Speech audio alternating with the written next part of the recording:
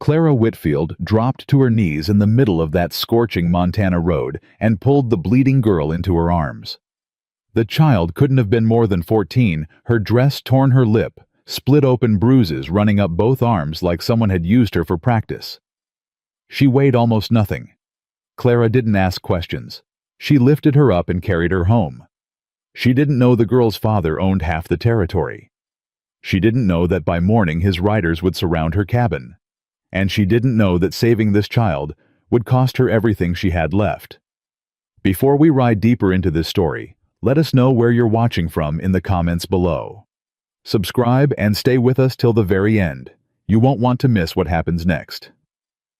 The heat that summer had been ungodly. July of 1878 came into the Montana Territory like a punishment, baking the dirt roads into cracked ribbons and turning Copper Bluff into a town that smelled like dust and desperation. Folks moved slow, if they moved at all. Clara Whitfield was moving. She'd walked 2 miles from her homestead into open country, heading for the creek bed, where she sometimes found wild herbs growing in the shade. Her sewing shop in town barely kept her fed anymore. Daniel had been gone 2 years now, crushed under a collapsed mine shaft, and the sympathy had dried up long before the ground did. She wasn't thinking about Daniel. She wasn't thinking about much of anything except the heat pressing down on her shoulders like a hand trying to push her into the ground. Then she saw the shape on the road. At first, she thought it was a dog. Something low and still half collapsed in the dust about 50 yards ahead. She squinted against the glare and kept walking. It wasn't a dog, it was a girl. It, face down, arms stretched out in front of her like she'd been crawling and finally gave up. Clara ran. She dropped her basket and covered the distance fast, her boots kicking up dust. She fell to her knees beside the girl and turned her over gently. Oh, Lord! The child's face was a mess. Her lower lip was split and crusted with dried blood. A bruise covered the left side of her jaw, swollen and purple. Her dress was torn at the shoulder, and beneath it Clara could see more bruises running down her arms.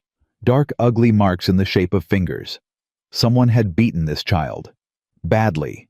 Recently. The girl's eyes fluttered open. Green eyes wild with fear. No, the girl rasped. Don't take me back. Easy, Clara said, keeping her voice low and steady.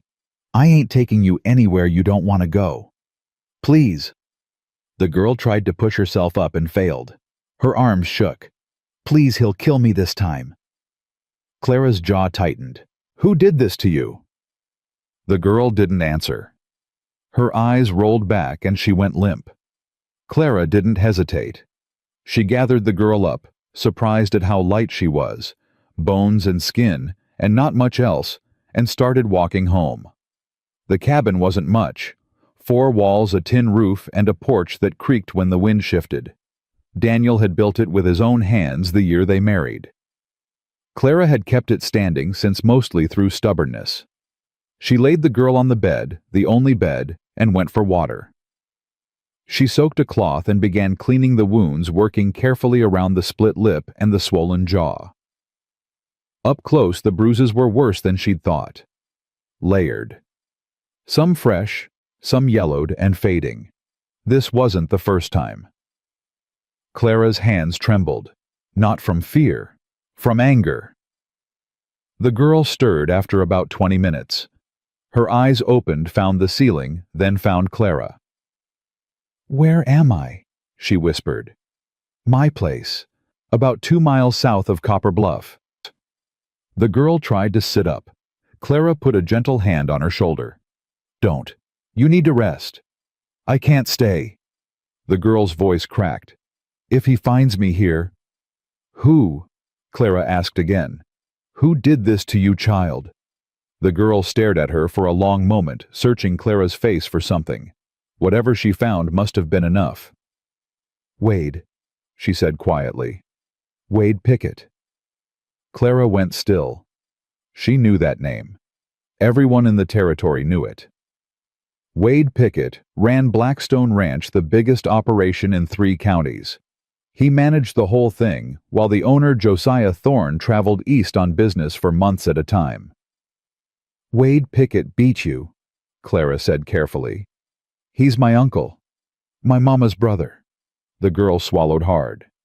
"After my mama died, my pa left me with him. Said he'd take care of me while he was away." A bitter sound escaped her throat. "Some care. How long?" "2 years. Since I was 12. Clara closed her eyes. 2 years. This child had been beaten for 2 years, and nobody had done a thing about it. "What's your name, sweetheart?" "Nell Thorne." Thorne. Clara's stomach dropped.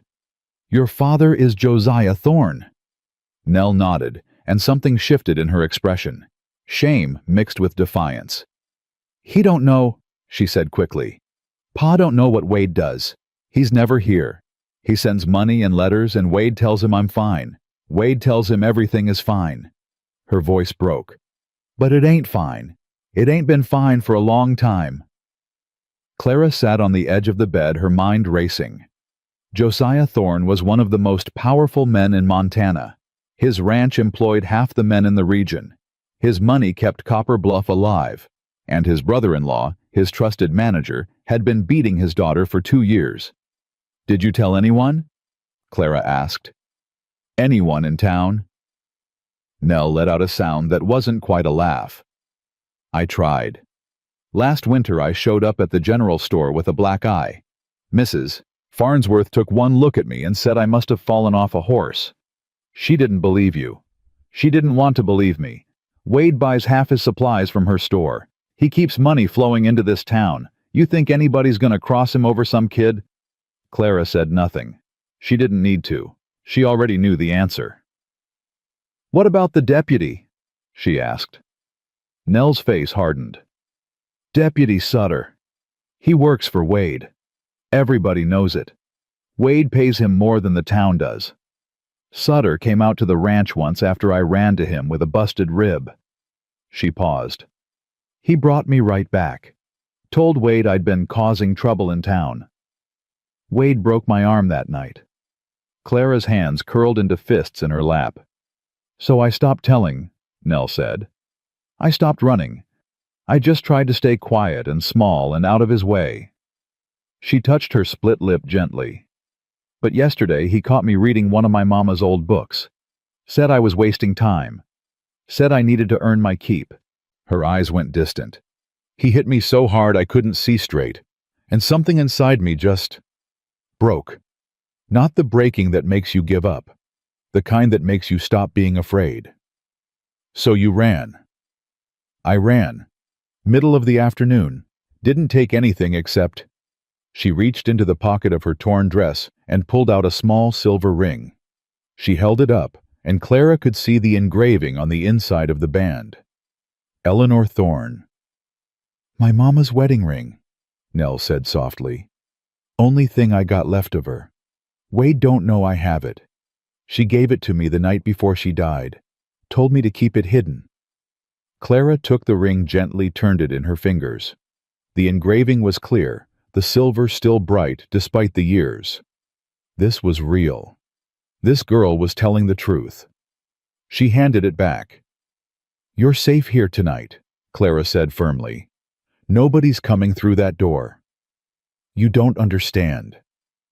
Nell's eyes filled with tears for the first time. "Wade's got men. Cowboys who do what he says without asking. When he finds out I'm gone, he'll send them looking. And if they find me here, they won't just take me back. They'll come after you too." Clara looked at this girl, 14 years old, beaten, starved, terrified, and still trying to protect a stranger. "Let me worry about that," Clara said. "Ma'am?" "Clara. My name's Clara." "Clara." Nell's voice was so small. "Why are you helping me? Nobody ever helps." Clara was quiet for a moment. She thought about Daniel, how he'd been the kind of man who'd stop his horse in the rain to move a turtle off the road. How he'd told her once that the measure of a person wasn't what they did when it was easy, but what they did when it cost them something. "Because somebody should have helped you a long time ago," Clara said. "And because I reckon I'd rather be the kind of person who does something about what's wrong than the kind who pretends she didn't see it." Nell stared at her. Then slowly she nodded. Something in her shoulders loosened just barely, like a rope that had been pulled too tight for too long. "Thank you," she whispered. "Don't thank me yet," Clara said. "We still got to figure out what comes next." She fed Nell everything she had. Biscuits, dried beef, the last of the preserves she'd been saving. The girl ate like she hadn't seen a real meal in weeks, and judging by how thin she was, she probably hadn't. While Nell ate, Clara sat in Daniel's old chair and thought. She couldn't keep this girl hidden forever. Wade Pickett would come looking, and when he did, he'd tear this cabin apart. The deputy wouldn't help. The town wouldn't help. She was a widow with no money, no connections, and no power. But she had the ring. She had Nell's story. And she had something else, something she'd almost forgotten she possessed. She had nerve. "Nell," she said after a while, "your father. When's he due back?" Nell shrugged. "Wade says he's in St. Louis. Been gone 3 months. Could be another 3 before he comes home. Could be longer." "Does he write to you?" "He writes to Wade. Wade reads me the parts he wants me to hear." Bitterness crept back into her voice. "Always says he misses me. Always says he'll be home soon. But he never comes." "No, ma'am. He never comes." Clara chewed on that. A father who left his daughter with a monster and didn't come back for 2 years. Either he didn't know or he didn't care enough to check. Neither option sat well with her. "Here's what we're going to do," Clara said. "Tomorrow morning we go into town." Nell's face went white. "No. Listen to me. You don't know what they'll do. Ida Farnsworth will send word to Wade before we even finish talking. And Sutter—" "I know." Clara held up her hand. "I know all of that, but hiding here won't fix this. Wade will find you eventually, and when he does, it'll be his word against yours with nobody watching. And going to town is different, how? Because in town there are witnesses. If we walk in there in broad daylight with your face looking like that, if we stand in front of people and tell them what happened, they have to make a choice. They can help or they can look away, but either way they can't pretend they didn't know."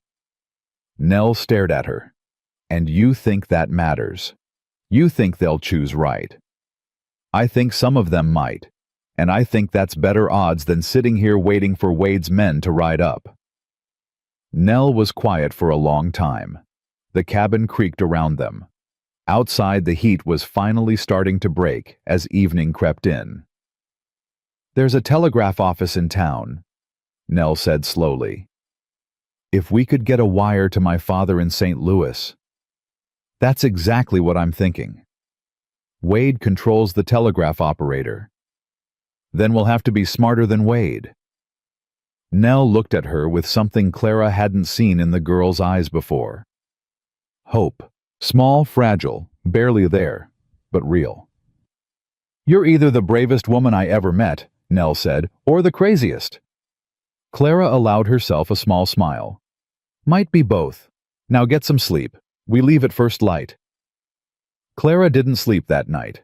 She sat on the porch with Daniel's old rifle across her lap, watching the darkness.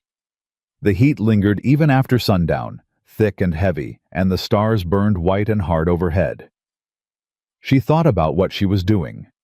Really thought about it. Wade Pickett had money men and the law in his pocket. She had a leaky cabin, a sewing kit, and a dead husband's rifle she'd fired exactly twice in her life. Any sensible person would have pointed Nell toward the road and wished her luck. But Clara had stopped being sensible the day she buried Daniel and decided to stay on this land alone. Every day since had been an act of defiance against a world that wanted her to give up, remarry, or disappear. She'd held on through 2 winters of drought and the quiet cruelty of a town that saw her as an inconvenience. She wasn't about to stop now.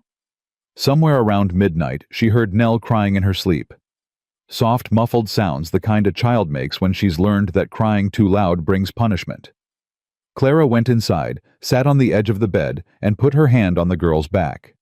"Shh," she murmured. "You're safe. Nobody's gonna hurt you tonight." Nell's breathing slowly steadied. Her hand found Clara's in the dark and held on tight. Clara sat there until the girl was deep asleep again. Then she went back to the porch, picked up the rifle, and waited for dawn. Morning came hot and golden. Clara woke Nell, gently helped her wash her face, and tried to make her look presentable. There wasn't much she could do about the bruises. The split lip, the swollen jaw, the finger-shaped marks on her arms, they told a story all by themselves. Good. Let them tell it. Ready? Clara asked. Nell stood by the door, clutching her mama's ring in her fist. She looked terrified, but she looked determined too. Ready. They walked. Clara's horse had gone lame in the spring, and she hadn't been able to afford a new one. The 2 miles into Copper Bluff took the better part of an hour under the summer sun. Nell stayed close, her eyes moving constantly, scanning the road ahead and behind. What if Wade's men are already in town? She asked. Then we deal with that when it happens. What if nobody listens?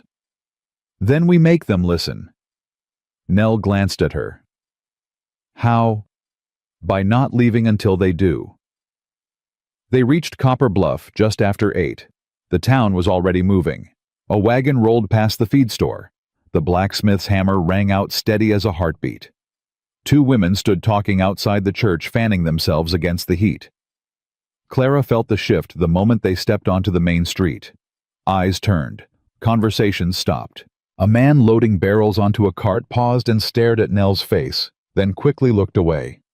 By the time they reached the center of town, a small crowd had begun to gather at the edges. Watching. Whispering. Clara led Nell straight to the general store. Ida Farnsworth's territory. If anyone could get word moving through this town fast, it was Ida. The woman collected information the way some people collected debts, carefully, ruthlessly, and always with an eye toward profit. The bell above the door chimed as they entered. Ida stood behind the counter, her gray hair pinned up severe, her eyes sharp as a hawk's. She was arranging canned goods with military precision.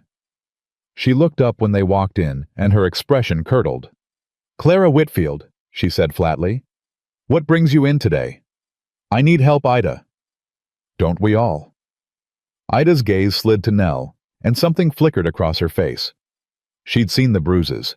Clara watched the woman register them, process them, and then carefully rearrange her expression into polite indifference. "Who's this?" Ida asked, though her voice had gone just slightly too casual. "This is Nell Thorne, Josiah Thorne's daughter." The store went quiet. 2 customers near the back stopped moving. Ida's eyes narrowed. "Is that so?" "She's been living at Blackstone Ranch with Wade Pickett for the past 2 years, and he's been beating her." Clara's voice was steady, clear, and loud enough for everyone in the store to hear.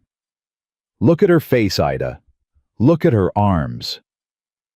Ida's gaze moved over Nell's injuries with the detached efficiency of someone taking inventory. Then she looked back at Clara.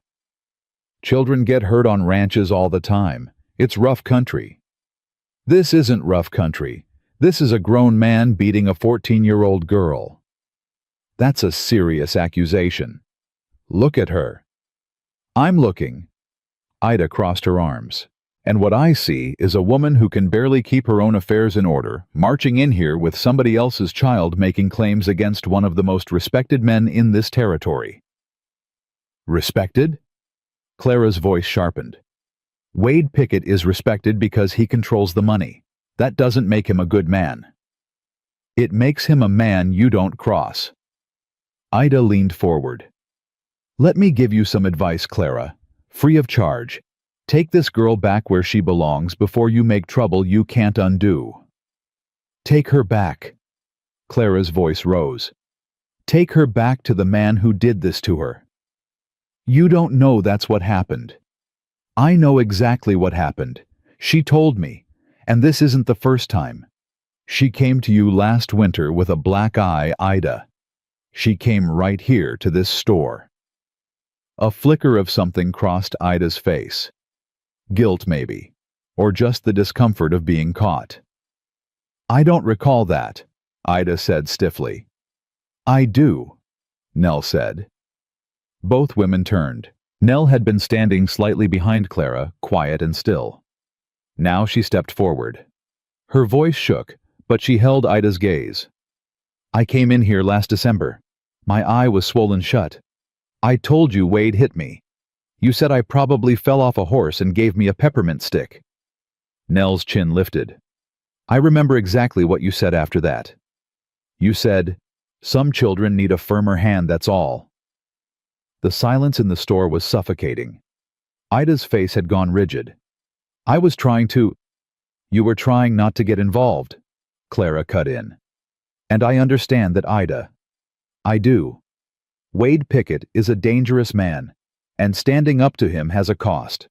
But this girl has been suffering for 2 years while this whole town looked the other way. That ends today. And what exactly do you plan to do about it? A new voice asked from the doorway. Clara turned. Deputy Roy Sutter stood in the entrance, his badge catching the morning light. He was a lean man, hard-faced, with the kind of eyes that calculated everything and cared about nothing. His hand rested on his gun belt with practiced ease. Morning, Deputy, Clara said. Got a report of a disturbance.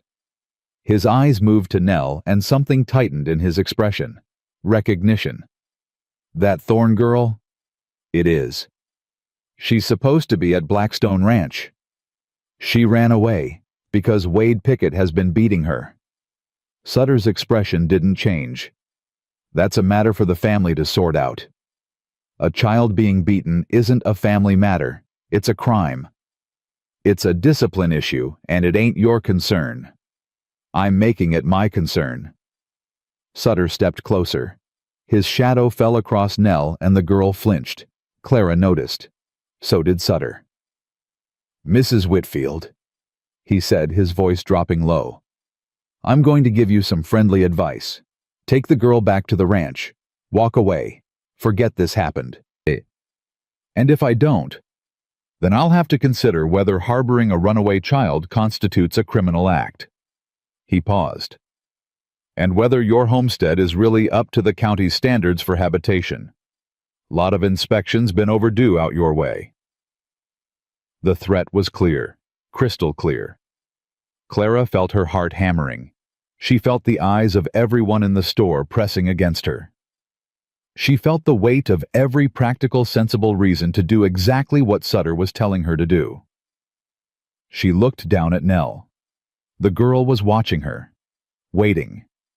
And in those green eyes, Clara saw something she recognized, the look of someone who expected to be abandoned, who had learned through years of pain that when the moment came, people always chose the easier path. Clara looked back at Sutter. No, she said. Sutter blinked. Excuse me. I said no. I'm not taking her back. I'm not walking away. And I'm not forgetting this happened. She stepped forward, putting herself between Sutter and Nell. This girl has been abused. She has injuries that prove it. And if you won't do your job, then I'll find someone who will. There ain't nobody else, Sutter said, his voice turning hard. Then I'll send a wire to her father in St. Louis. Something shifted in Sutter's face. The first crack in his composure. Josiah Thorne ain't your concern. His daughter is standing right here, beaten half to death by his own brother-in-law. I reckon that makes it his concern, and since nobody else in this town seems willing to tell him, I will. Sutter stared at her for a long moment. Then he smiled. It wasn't a kind smile. You're making a mistake, Mrs. Whitfield. Wouldn't be my first. Sutter held her gaze for another beat, then turned and walked out. The door banged shut behind him. The store was dead silent. Then Ida Farnsworth spoke, her voice low and tight. You just made an enemy of the wrong man, Clara. I already had enemies, Ida. At least now I've earned them. Clara took Nell's hand and walked toward the door. As she reached for the handle, a voice stopped her. Mrs. Whitfield. It was Martha Jennings, the pastor's wife, standing near the dry goods shelf, with a bolt of cloth in her hands. She was a small woman, mousy and quiet, the kind who blended into walls. but her eyes were shining. "The telegraph office," Martha said softly. "Harold Beecher runs it. He's a good man. He owes Wade nothing." She paused. "He opens at 9. Clara nodded. "Thank you, Martha." Martha looked at Nell and her lip trembled. "I'm sorry, child. I'm sorry we didn't—" She couldn't finish. "It's all right, ma'am," Nell said quietly. "You're helping now." Clara pushed the door open and stepped into the hot morning sun. Nell walked beside her, and for the first time, the girl wasn't looking over her shoulder. They had 40 minutes until the telegraph office opened. 40 minutes to change everything. But as they crossed the street, Clara saw something that turned her blood cold. A rider was coming down the main road, fast, trailing a cloud of dust behind him. He pulled up in front of the saloon and jumped down. She recognized him. One of Wade Pickett's cowboys. He hadn't seen them yet, but he was scanning the street, his eyes moving from face to face, building to building. He was looking for someone. Clara pulled Nell into the narrow alley between the general store and the feed barn. They pressed against the wall, hearts pounding. "He's here," Nell breathed.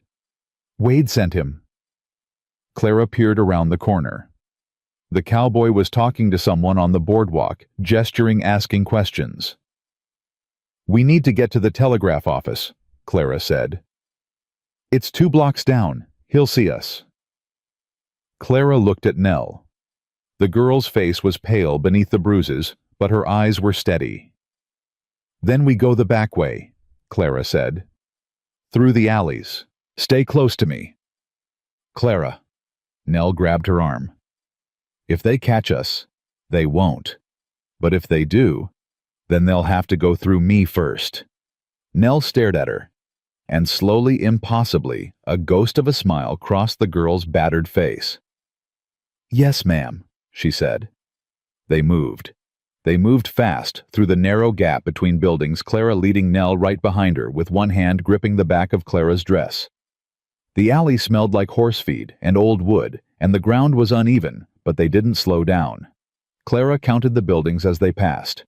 General store, feed barn, barber, Doc Harlan's office. 2 more, and they'd hit the telegraph office on the corner of Main and Coulter. "How many men does Wade have?" Clara asked over her shoulder. 8, maybe 10, who ride for him regular, but most of them are just cowboys.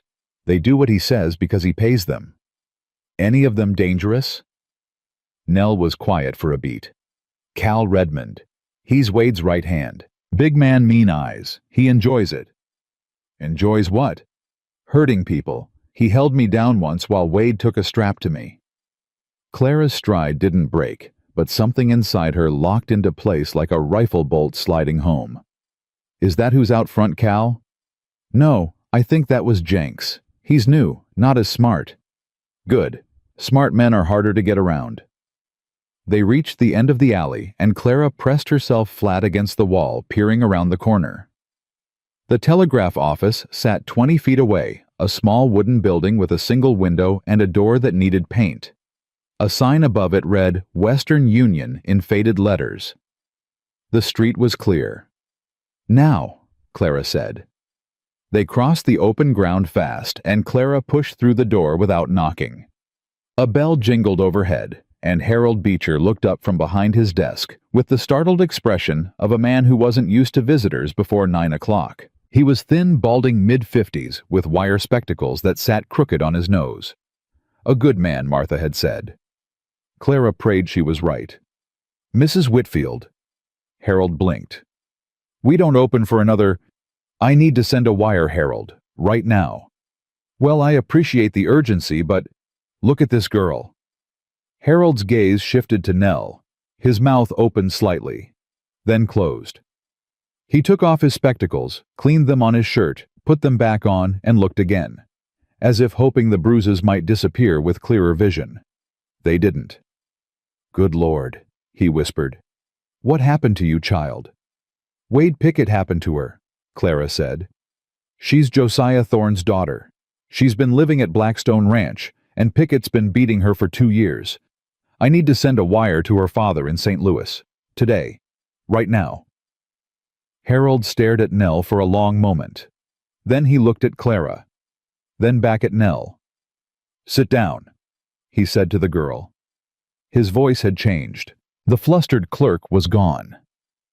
In his place was a man who'd made a decision. He pulled out a chair, and Nell sank into it.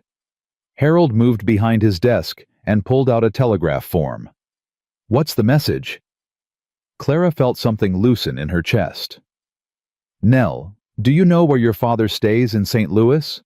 A hotel, an office." "The Lindell Hotel," Nell said. "He always stays at the Lindell when he's there. He told me in his last letter." Harold wrote it down. "And the message?" Clara looked at Nell. "You tell him." Nell's hands twisted in her lap. "Tell him what?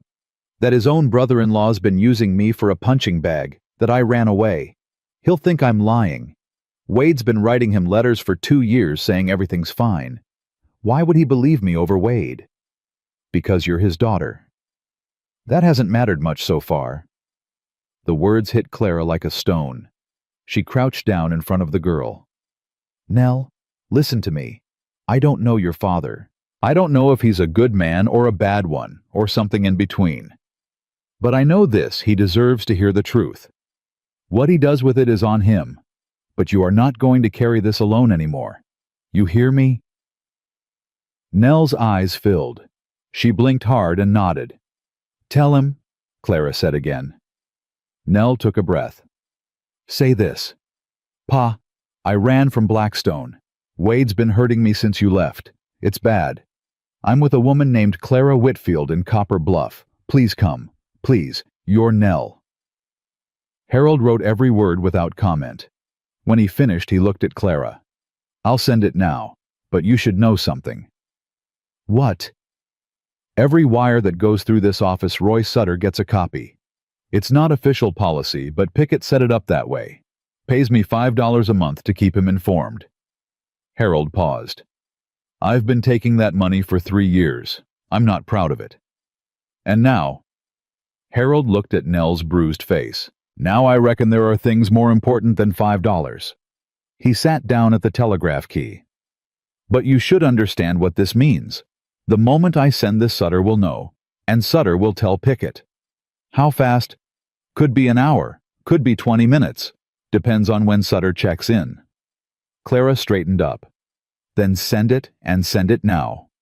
Harold's fingers began tapping the key.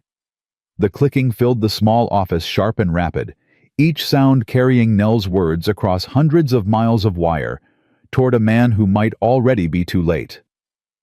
"Done," Harold said after a minute. "The Lindell Hotel, St. Louis. They'll deliver it to the front desk. How long before we get a reply? If he's there and reads it right away, could hear back by this afternoon. If he's not, could be days." Clara nodded. "Days. They might not have days." "There's something else," Harold said. He opened a drawer and pulled out a leather-bound ledger. "I keep copies of every wire that goes through this office, incoming and outgoing." He flipped through pages, including the ones Wade Pickett sends. Clara went still. "What kind of wires?" "Business, mostly. Orders, supply requests, cattle shipments." Harold found what he was looking for and turned the ledger toward her. "But also these. Letters to Josiah Thorne. One every 2 weeks like clockwork." Clara leaned in and read. The most recent one, sent just 4 days ago, read, "Nell healthy and happy. Ranch running smooth. No problems. Send more funds for summer supplies. Wade." Nell made a sound beside her. Not a word. Just a sound small and wounded. "Healthy and happy," Nell repeated. "He wrote that 4 days ago. 4 days ago I had a bruise on my ribs so bad I couldn't breathe right." Clara looked at Harold. "Can you make copies of these?" "Already did." Harold pulled out a folded stack of papers from beneath the ledger. "I started keeping them 6 months ago, after the girl came to town last winter with that eye." He looked at Nell. "I didn't help you then. I should have. But I kept the records because I knew someday someone would need them." Clara took the papers. Her hands were steady, but her heart was racing. This was proof. Not just Nell's word against Wade's, but documented evidence that Wade had been lying to Josiah Thorne for months, maybe years. "Harold," she said. "Thank you." "Don't thank me. I should have done this a long time ago." The door opened. Clara spun around. But it wasn't Sutter. It wasn't one of Wade's men. It was Martha Jennings, breathing hard, her face flushed. "Clara, you need to know something. That cowboy out front, the one looking for the girl, he just went into the saloon and sent a boy riding out to Blackstone Ranch." Clara's stomach clenched. "How long ago?" "5 minutes, maybe less." "How far is the ranch from here?" 8 miles. Nell said, her voice flat. "A fast rider can make it in 40 minutes. Wade can have men here inside an hour." 1 hour, maybe less. "Martha," Clara said, "I need you to do something for me. Anything. Go to the church, ring the bell." Martha blinked. "Ring the bell? But it's Tuesday." "I know. Ring it anyway. Ring it like there's a fire. Get people into the street. Get them looking. I want every person in Copper Bluff to see what's about to happen." Martha hesitated for only a second. Then she nodded and was gone. Clara turned to Nell. "Stay with Harold. Don't leave this office." "Where are you going?" "Out front." "Clara, no. If Jenks sees you—" "I want him to see me." Clara's voice was calm, and that calm frightened Nell more than shouting would have. "I want him to go back and tell Wade exactly where I am and exactly what I said. Because when Wade comes riding into this town, I want him to do it in front of witnesses. He won't care about witnesses. He will when Josiah Thorne gets that wire." Nell grabbed Clara's wrist. Her grip was surprisingly strong. "You don't know my father. You don't know if he'll come." "No, I don't. But I know that if we hide, we lose. And I didn't carry you off that road just to hand you back." Nell held on for another moment. Then she let go. Clara walked out of the telegraph office and into the street. The sun was fully up now, beating down hard. She could feel the sweat on the back of her neck, the dust in her throat. She walked to the middle of the main street and stopped. Jenks was standing outside the saloon 60 feet away. A young man, lanky with a sunburned face and a nervous way of shifting his weight. He spotted Clara immediately. "Hey," he called. "You, ma'am." Clara stood her ground. Jenks walked toward her, his boots thudding on the hard-packed dirt. "I'm looking for a girl, about 14, dark hair. Might have come through here this morning." "I know who you're looking for." That stopped him. He tilted his head. "You seen her?" "I have. She's safe." "Safe?" Jenks frowned. "She ain't supposed to be out here. She belongs at Blackstone Ranch." "She belongs wherever she's not being beaten." Jenks went still. "I don't know what you're talking about, ma'am." "Yes, you do. You've seen the bruises. You've heard her cry at night. Every man on that ranch has. And every one of you looked the other way." The color drained from the young cowboy's face. "That ain't Mr. Pickett. She's a difficult girl is all. She needs a doctor and a father who gives a damn. She doesn't need another man making excuses for the one who hurt her." Jenks opened his mouth, closed it, then opened it again. "Look, ma'am, I don't want trouble. I'm just supposed to bring her back. You're not bringing her anywhere. Mr. Pickett won't like that. Mr. Pickett can come tell me himself." The church bell started ringing. It cut through the morning air, sharp and loud, the kind of sound that pulled people out of their kitchens and off their porches. Doors opened. Faces appeared. Within 2 minutes, a crowd had begun to gather on the main street, drawn by the bell, and by the sight of Clara Whitfield, standing in the road, facing down one of Pickett's cowboys. Jenks looked around nervously. This wasn't what he'd planned. A quiet retrieval had turned into a public spectacle. "Ma'am, please," he said, lowering his voice. "Just let me take the girl and nobody gets hurt." "She's already been hurt. That's the whole point. I'm just doing my job." "Then find a better job." The crowd was growing. Old Pete Macklin, who ran the feed store, stood with his arms crossed. Sarah Dunbar from the laundry had come out with her apron still on. Doc Harlan leaned against his doorframe, watching with sharp eyes. Even Ida Farnsworth had come to her storefront, though she hung back near the entrance. Jenks took a step back.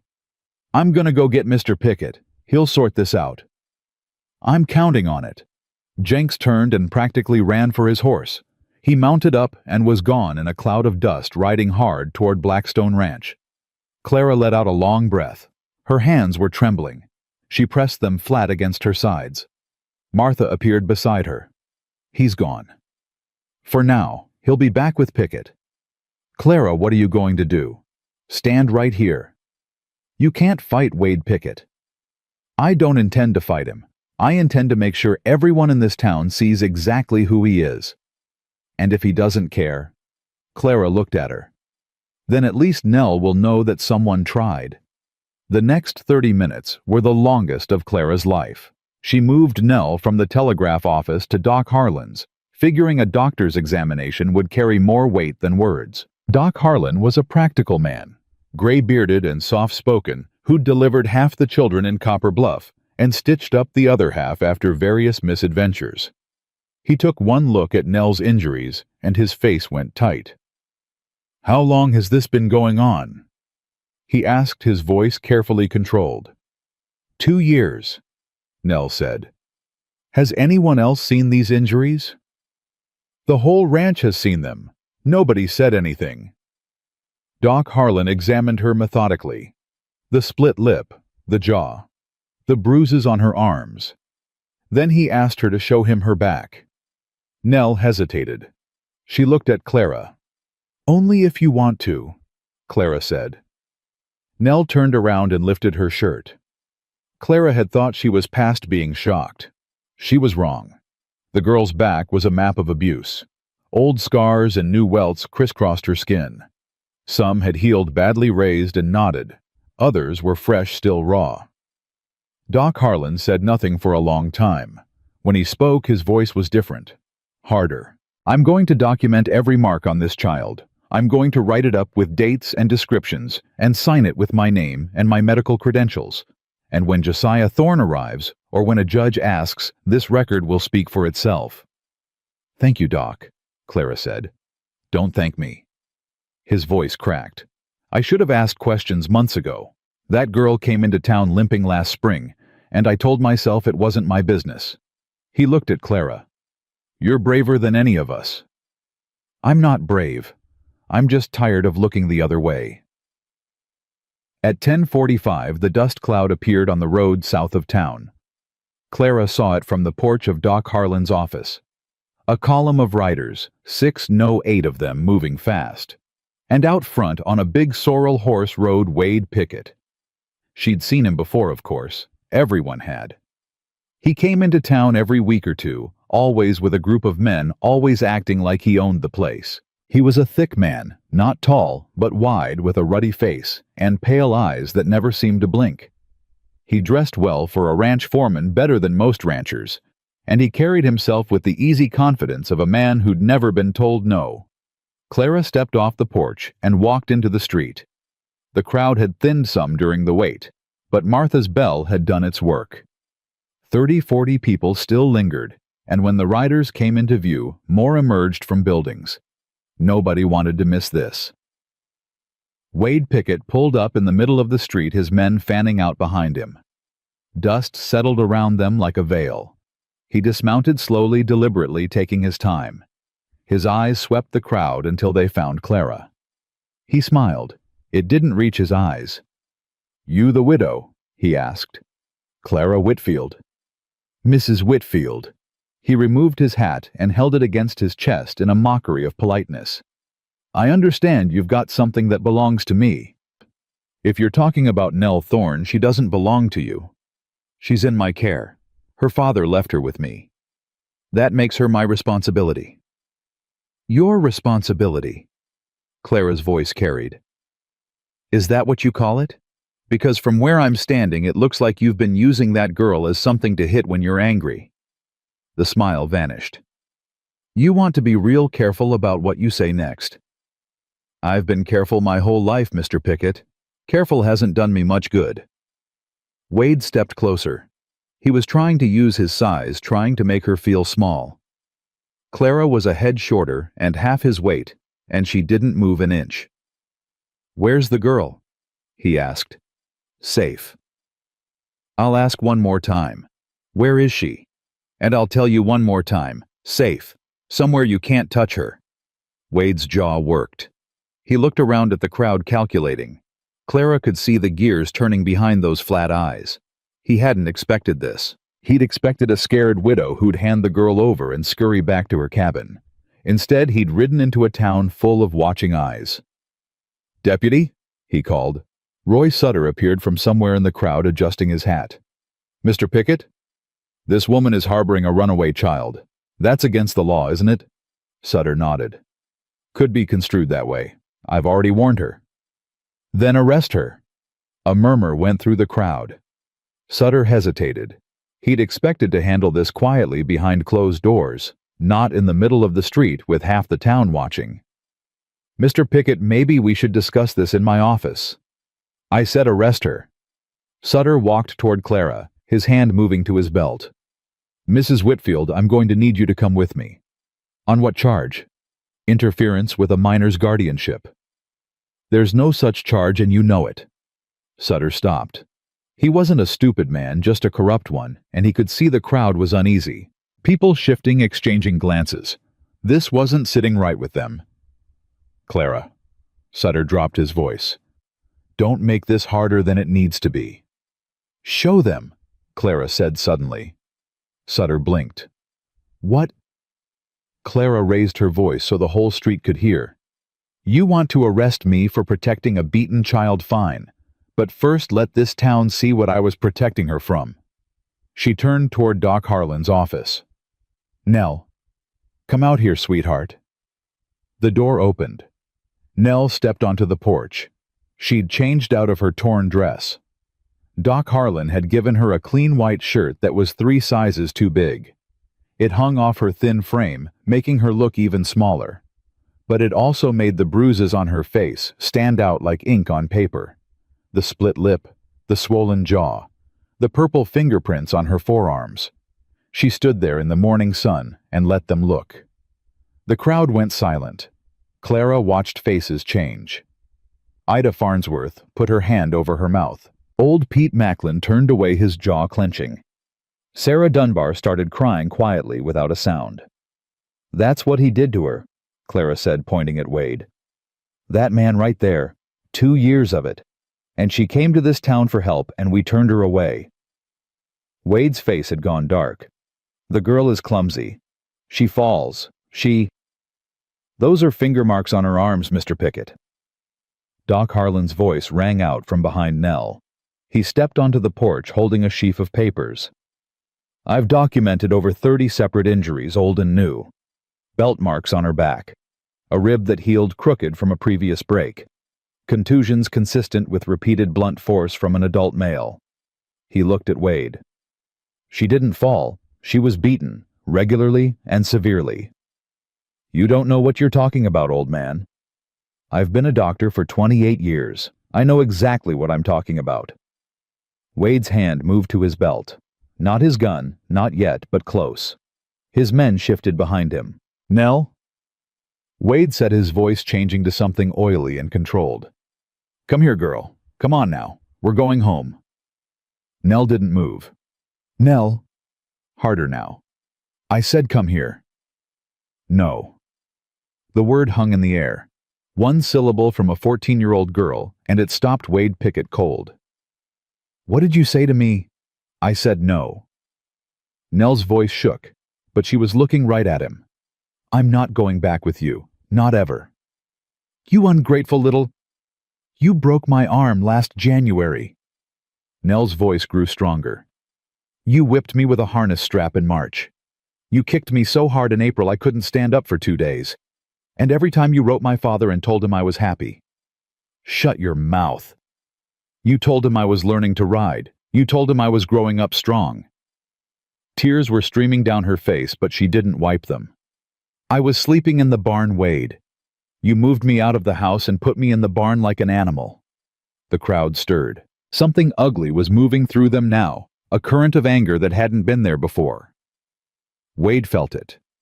Clara could see him feeling it, see the calculation in his eyes shifting. He was losing control of this, and men like Wade Pickett couldn't tolerate losing control. "This is family business," he said, his voice going loud. "Between me and my niece and her father. It ain't got nothing to do with any of you." "It's got everything to do with us," old Pete said. He stepped out of the crowd, his weathered face rigid. "That child asked me for help last winter. I told her to go on home. I'll carry that to my grave." "Me too." Sarah Dunbar stepped forward. "I saw the bruises. I didn't say anything." "This is ridiculous." Wade turned to Sutter. "Deputy, do your job."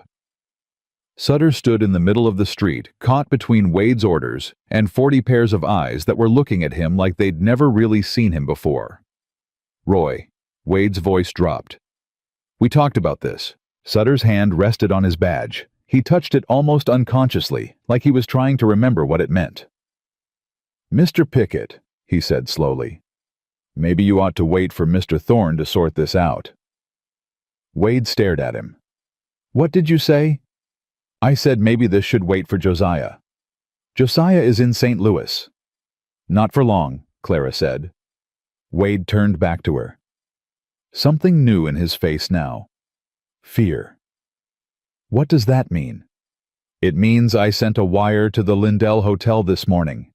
Josiah Thorne knows his daughter ran. He knows why. And he's going to come."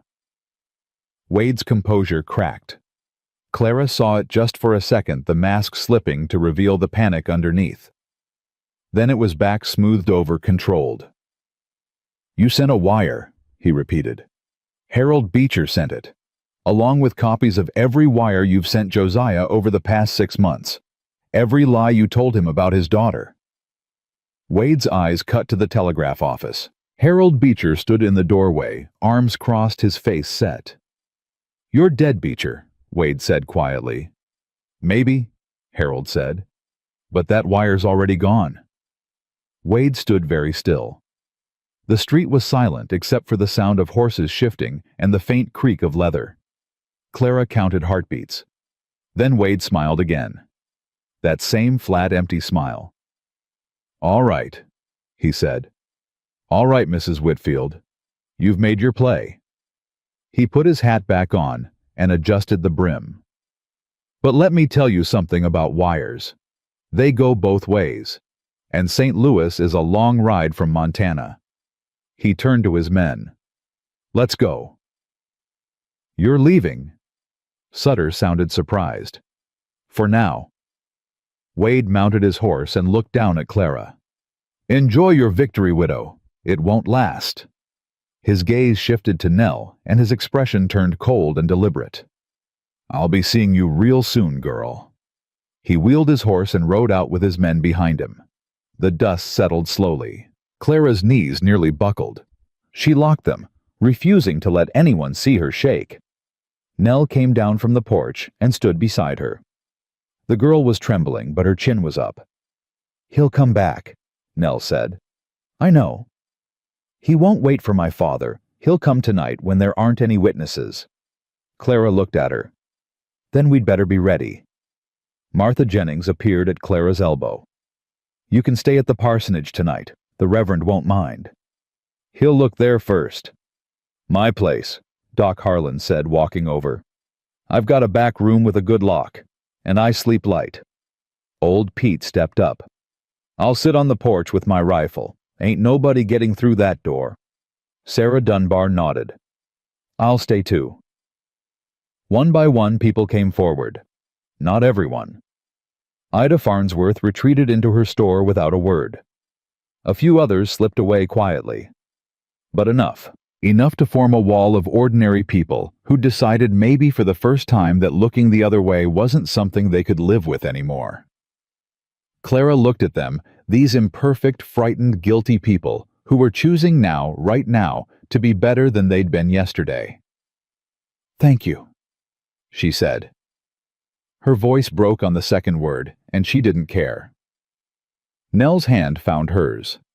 "Clara," the girl whispered. "Yeah, nobody's ever done this for me before." Clara squeezed her hand. "Get used to it." They walked together toward Doc Harlan's office. Behind them, the town of Copper Bluff began to rearrange itself around a truth it could no longer ignore. And somewhere out on the road south of town, Wade Pickett was riding hard toward Blackstone Ranch, his mind already working on what came next. The wire had been sent. The truth was out. But the night was still coming, and Wade Pickett had never been a man who accepted losing. Not once. Not ever. They boarded up Doc Harlan's back windows before sundown. Old Pete brought planks from the feed store and nailed them in himself, his hands steady despite his age. Doc Harlan moved his medical supplies into the front room and set up the back as a sleeping area for Nell, with a cot, 2 blankets, and a kerosene lamp turned low. Clara sat at the kitchen table cleaning Daniel's rifle. She'd fired it twice in her life, both times at coyotes, both times missing. But Wade Pickett didn't need to know that. Nell watched her from the cot. "You know how to use that?" "I know which end the bullet comes out of. That's a start." Clara: "Yeah. What if he doesn't come tonight? What if he waits?" "Then we wait too." "And what if my father doesn't come at all?" Clara set the rifle down and looked at the girl. Nell's face was calmer now, the panic of the morning replaced by something heavier. The kind of exhaustion that went deeper than bone. "Then we figure something else out," Clara said. "But right now, one night at a time. Can you do that?" Nell nodded slowly. "One night at a time." "Good. Now close your eyes. I'll be right here." Nell lay back on the cot and pulled the blanket up to her chin. She looked impossibly young. Clara watched her breathing slow and thought about all the nights this girl had spent alone in a barn at Blackstone Ranch, hurting, afraid, with no one coming to check on her. 2 years of that. 700 nights of darkness with nothing but pain for company. Clara picked up the rifle again and checked the chamber. Not tonight. Old Pete came in through the front door just after 8, his own rifle slung across his back. "Got 4 men out there," he said quietly. "Me, Doc Tom Ballard from the livery, and young Jesse Harper. We're taking shifts." "That's not enough if Wade brings all his men. It's enough to make noise, and noise is what we need. If they come, we make sure the whole town hears it." "Pete." Clara hesitated. "You don't have to do this. None of you do. Wade Pickett holds grudges." Pete sat down heavily in the chair across from her. His face was lined and weathered, a face that had seen 60 hard years, and every one of them showed. "Let me tell you something, Clara. I've lived in this town for 32 years. I watched it grow from nothing. I buried my wife here, raised my boys here." He paused. "And somewhere along the way, I turned into the kind of man who tells a beaten child to go on home because it ain't my business." His voice roughened. "That girl came to me. Did you know that last January? She walked into my store with her arm in a sling and asked me if I could help her find her daddy." "What did you do?" "I gave her a piece of jerky and told her to ask the deputy." Pete's eyes glistened. "Sent her right to Sutter, knowing full well what Sutter is." He gripped his rifle. "I ain't sleeping tonight, Clara. Not because I'm brave, because I owe that child a debt, and sitting on this porch with a gun is the least I can do to start paying it." Clara reached across the table and squeezed his hand. "Thank you, Pete." He nodded gruffly and went back outside. The hours crawled. Clara sat in the dark kitchen with the lamp turned down to a flicker. She listened to every sound, the creak of the porch under Pete's boots, the occasional murmur of voices outside, the distant bark of a dog somewhere across town. Nell slept fitfully, turning and whimpering in her dreams. Once she cried out a sharp sound that made Clara's heart clench, but she didn't wake. At 10:30, Doc Harlan came inside. "Rider coming," he said. "Just one, from the south." Clara stood, her hand going to the rifle. "Easy," Doc said. "Doesn't look like Pickett's men. Too slow." Clara moved to the front window and peered through the gap between the boards. A single horse was picking its way up the main street, its rider hunched in the saddle. The rider stopped in front of the office and dismounted. Pete's voice came from the porch. "State your business."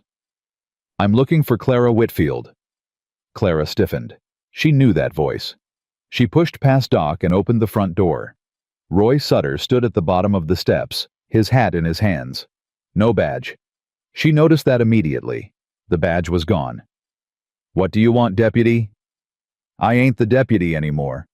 Sutter's voice was flat, stripped of its usual smugness. "Wade fired me, sent Cal Redmond to my house an hour ago, and told me I was done." "Why?" "Because I didn't arrest you when he told me to. Because I hesitated." Sutter looked at the ground. "I've done a lot of things I ain't proud of, Mrs. Whitfield. Took Wade's money, looked the other way when I shouldn't have. Brought that girl back to him last year when she came to me for help." "You brought her back knowing what he'd do to her." "I knew." The words came out like they'd been choking him. "I knew, and I did it anyway, because Wade Pickett paid me $50 a month, and without that money, I couldn't keep my house." He looked up at her. "That's not an excuse. There ain't one. But I'm here now because Wade's planning something and you need to know about it." Clara studied him for a long moment. Every instinct told her not to trust this man. He'd been Wade's dog for years. But something in his face had changed. The cockiness was gone. What remained looked a lot like shame. "Talk," she said. Sutter climbed the steps and lowered his voice. "Wade's not coming tonight." "What?" "He's not coming with guns and cowboys. That's what you're expecting, and he knows it. He saw the people in the street today. He knows if he rides in shooting, it turns the whole territory against him." "Then what's he doing?" "He sent a rider to Fort Ellis. There's a territorial judge there named Hargrove. Judge Miles Hargrove." Doc Harlan cursed softly. Clara looked at him. "You know the name?"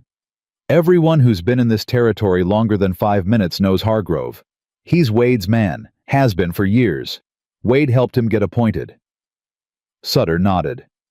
"Wade's filing for emergency custody, claiming the girl ran off and a deranged widow is holding her against her will.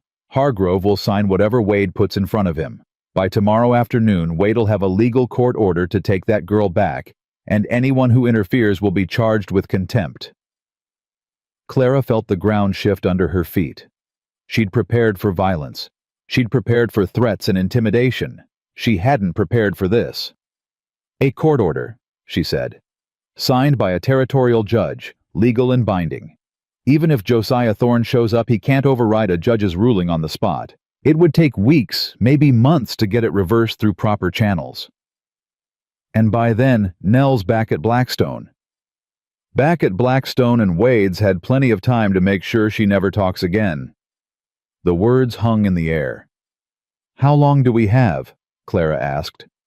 "Hargrove is in Fort Ellis. That's 40 miles. Wade's rider left 2 hours ago. If he pushes hard, he gets there by dawn. Hargrove signs the papers, the rider comes back. We're looking at tomorrow, late afternoon at the earliest." "That's less than 20 hours. "Yes, ma'am." Clara gripped the doorframe. 20 hours. And Josiah Thorne was over 1,000 miles away in St. Louis. Even if he'd gotten the wire, even if he'd dropped everything and headed for the nearest train station, he couldn't possibly make it to Montana in 20 hours. "Why are you telling me this?" she asked Sutter. He was quiet for a moment. "Because of what the girl said today, in the street, about the arm I brought her back, and he broke her arm." His voice cracked. "I did that. I might as well have broken it myself." "You're right. You might as well have." Sutter flinched. "I deserve that. You deserve worse. But right now, I need help more than I need justice." Clara stepped closer. "Is there anyone else?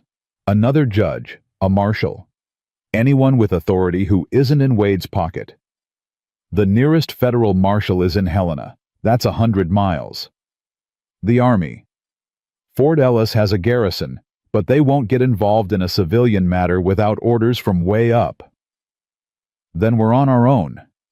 "Not exactly." Sutter reached into his coat and pulled out a folded paper. I took this from my office before Cal came for my badge. It's a logbook. Every payment Wade ever made to me dated and signed. Every time he told me to look the other way. Every order he gave me that wasn't legal. Clara took the paper. Her hands were shaking, but her voice was steady. This proves he's been corrupting the law. It proves a lot more than that. There are entries in there about cattle shipments that don't match the ranch's official records. Money that went places it shouldn't have gone. I think Wade's been stealing from Josiah Thorne for years. Skimming off the top, selling cattle under the table, pocketing the difference. Clara unfolded the paper and scanned it. The entries were meticulous. Sutter might have been a crooked deputy, but he'd been a thorough one. Why did you keep records? Insurance, in case Wade ever turned on me.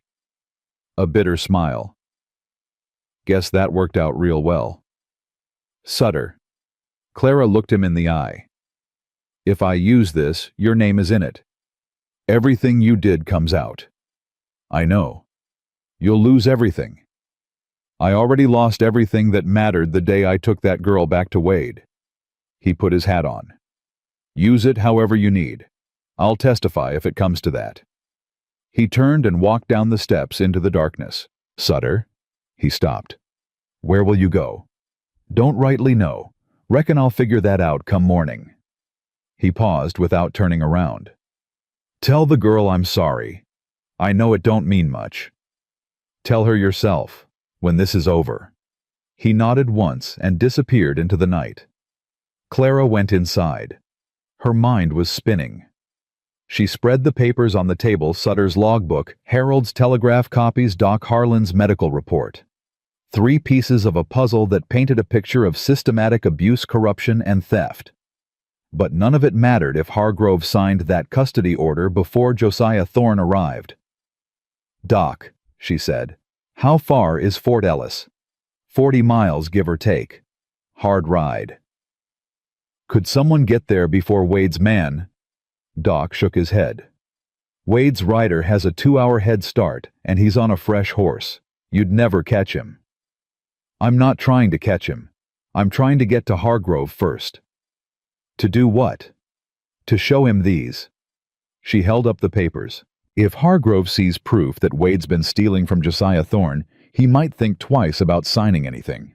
A crooked judge is still a judge. He'll protect himself before he protects Wade. That's a dangerous gamble. Everything about this is a dangerous gamble. And who's going to ride 40 miles in the dark? Clara opened her mouth to answer, but a voice from the back room stopped her. I know someone who can. They turned.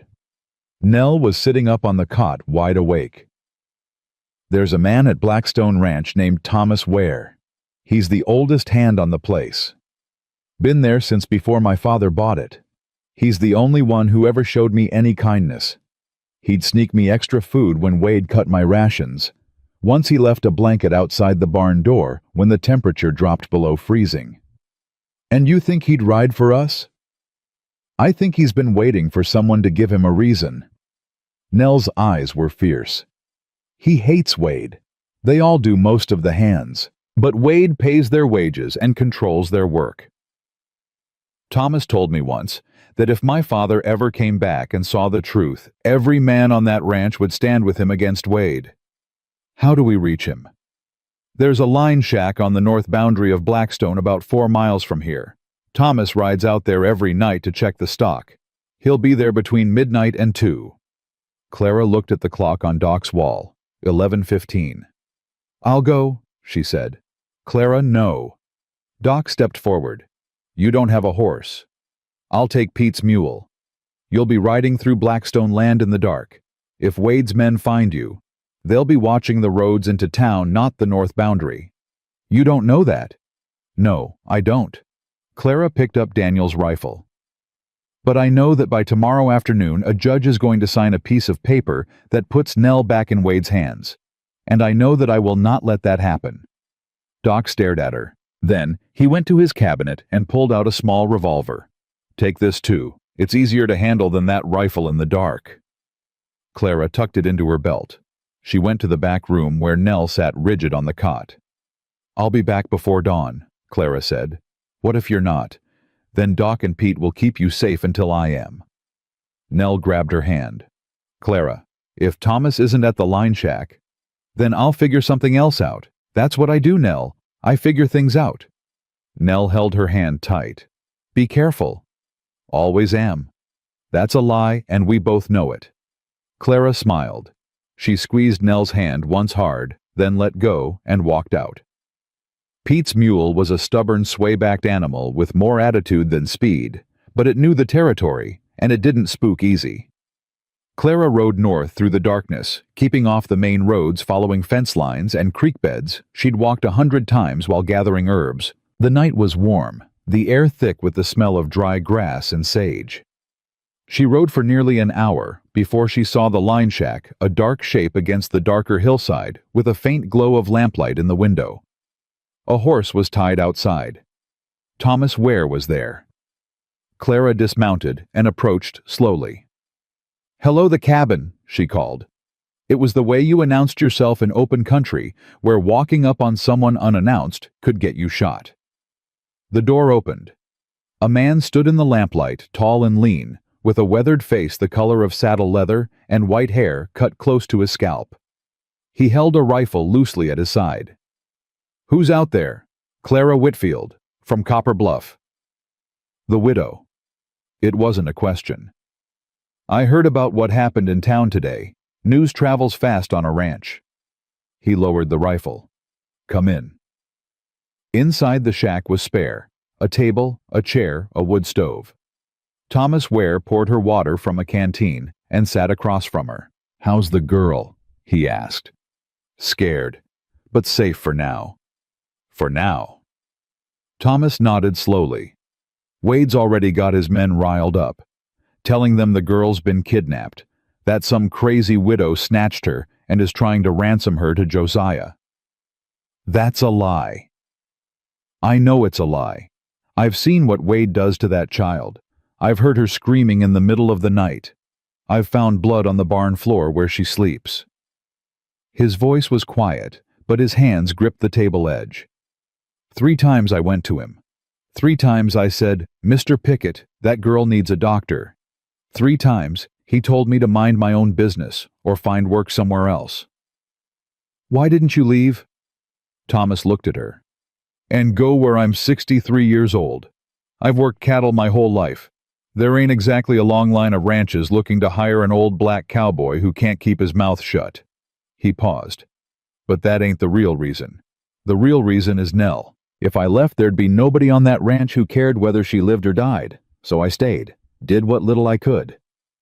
She told me about you. The food, the blanket. Small things. Too small. They kept her alive, Thomas. They kept her believing somebody gave a damn. Thomas was quiet for a moment. Then he said, What do you need from me? Clara laid it out. The wire to Josiah. The medical report. Sutter's logbook.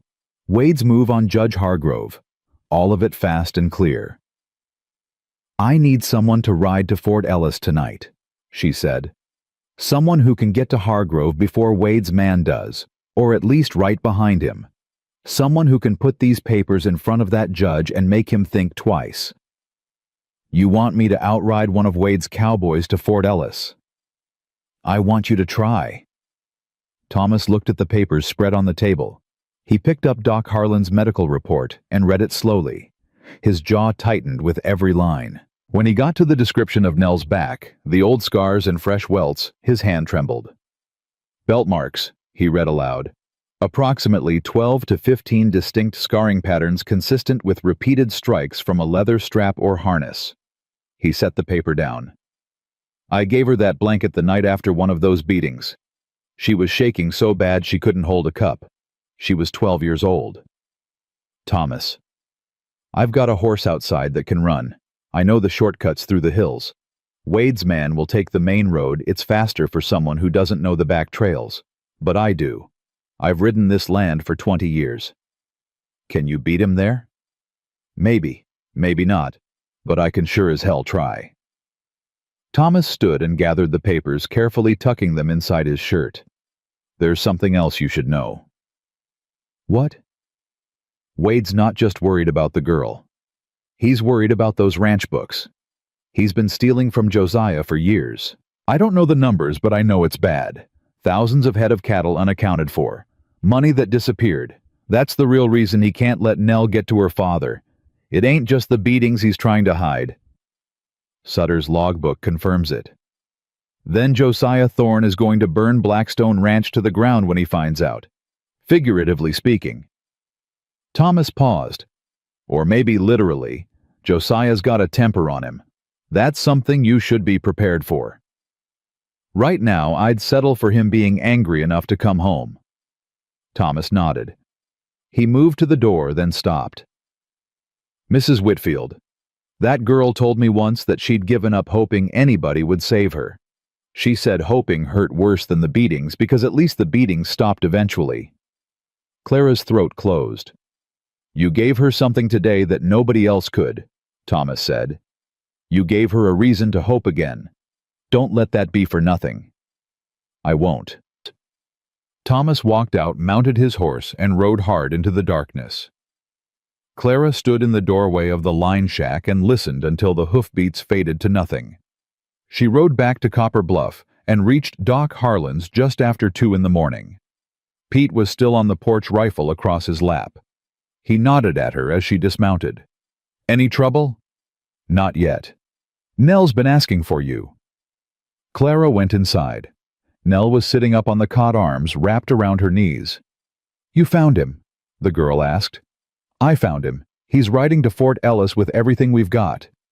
Will he make it in time? I believe he will. Nell studied her face. You don't know that. No, I don't. But I believe it, and sometimes that's enough. Nell lay back down. Will you stay right here? Clara pulled the chair up beside the cot and sat down. I'm not going anywhere. Promise. Promise. Nell closed her eyes. After a few minutes, her breathing evened out. Her hand found Clara's in the dark and held on just like she'd done that first night in the cabin. Clara didn't sleep.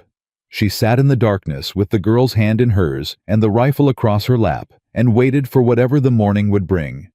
Dawn came early and hot. By 7 o'clock, the temperature was already climbing, and the main street of Copper Bluff had a nervous energy to it. People moving in tight clusters, talking in low voices, glancing south toward the road from Blackstone. Clara stepped onto Doc Harlan's porch and took stock.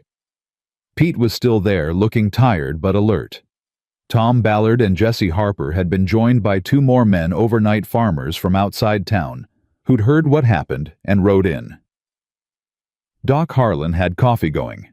Martha Jennings arrived at 8 with a basket of food and news from the church.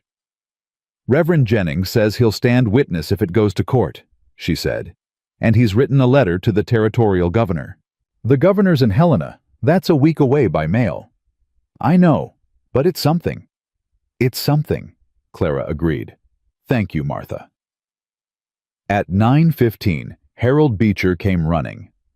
Clara saw him from the porch, a thin man moving faster than she'd ever seen him move, his spectacles bouncing on his nose. He reached the steps and grabbed the railing, gasping. Wire, he panted. Wire came in, from St. Louis. Clara's heart stopped. From Josiah Thorne? Harold nodded, still catching his breath. He pulled a slip of paper from his vest pocket and held it out. Clara took it. Her fingers were numb. She unfolded the paper and read. Nell. Am coming. Left St. Louis 6 a.m. this morning. Fastest train to Billings, then riding. Will be in Copper Bluff inside 3 days. Don't be afraid. Your father is coming. J. Thorne. 3 days. Clara read it again. 3 days. The custody order from Hargrove would arrive this afternoon. Thomas Ware might or might not beat Wade's rider to Fort Ellis, and Josiah Thorne was 3 days away. 3 days, she said aloud. Nell appeared in the doorway behind her. What is it? Clara turned and handed her the wire. Nell read it. Her face went through 5 emotions in as many seconds: hope, relief, fear, doubt, and then something that settled into fierce, burning determination. He's coming, Nell whispered. He's coming. But 3 days? I know. Wade won't wait 3 days. No, he won't. Nell looked up from the paper. Her green eyes were wet, but her voice was steel. Then we hold. However we have to. For 3 days we hold. Clara looked at this girl, 14 years old, battered and scarred, who'd survived 2 years of hell and was still standing, still fighting. And Clara felt something rise up inside her, something bigger than fear, bigger than exhaustion, bigger than every practical reason to give up. We hold, Clara said, and the town of Copper Bluff, imperfect and afraid, and only just beginning to understand what courage really cost, settled in to wait. The first day passed without Wade making a move, and that scared Clara more than any show of force would have. She'd expected riders. She'd expected threats, maybe fire. Instead, there was nothing. Silence from Blackstone Ranch. No cowboys in town. No messages. Just heat and quiet and the slow, grinding weight of waiting. By the second morning, the volunteers on Doc Harlan's porch had thinned. Tom Ballard went back to the livery, saying he couldn't afford to lose another day's work. One of the farmers rode home to tend his stock. Only Pete Jesse Harper and Doc remained. People got lives, Pete said when Clara noticed the empty chairs. Don't mean they don't care. It means they care about their own lives more. Can you blame them? Clara couldn't. She'd spent the past 2 years learning exactly how much principle a person could afford when survival was at stake. The answer for most people was not very much. Nell spent the second day reading a book Martha Jennings had brought her, a volume of poetry that had belonged to the Reverend's mother. She read quietly, turning pages with careful fingers, and every now and then Clara caught her whispering lines under her breath. "My mama loved poetry," Nell said when she noticed Clara watching. "She'd read to me every night before bed. Even when she was sick, even at the end, she'd hold the book up and read." "What was she like?" "Your mama." Nell was quiet for a moment. "Kind, real kind. The kind where she didn't have to think about it, it was just how she was. She'd put extra food out for the ranch dogs. She'd send blankets to the line shacks in winter so the cowboys wouldn't freeze." Nell touched the silver ring on her finger. "She would have liked you, Clara. I think I would have liked her too. She told me something once, right before she died.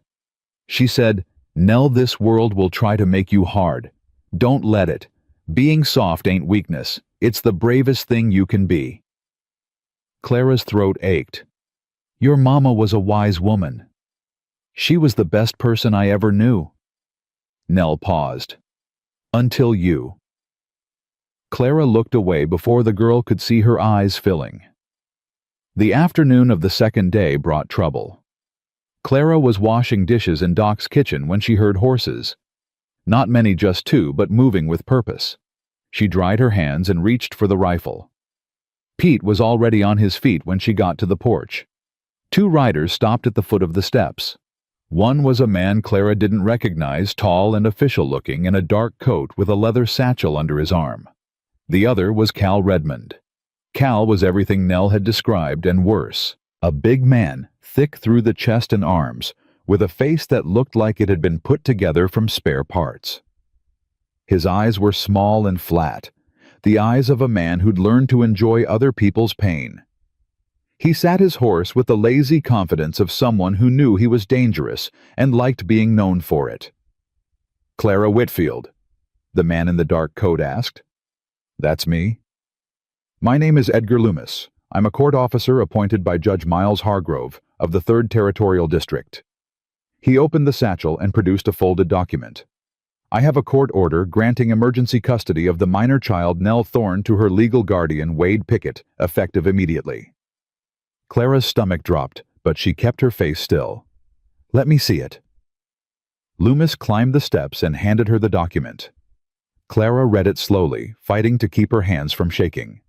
The language was formal, dense with legal terms, but the meaning was clear. By order of Judge Hargrove, Nell was to be returned to Blackstone Ranch. Anyone who interfered would face arrest and criminal charges. At the bottom, the judge's signature and a seal.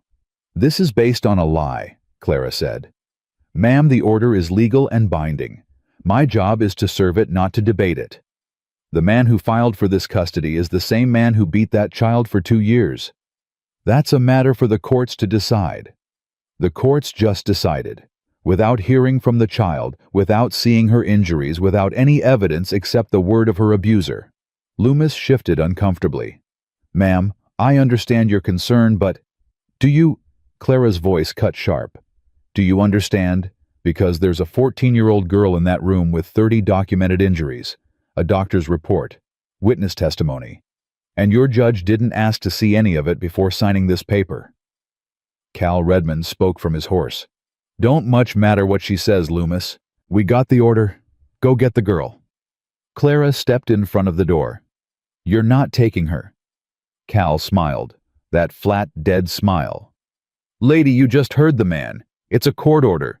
You want to add resisting an officer of the court to your problems? I want you to get off that horse and say that to my face, Cal Redmond."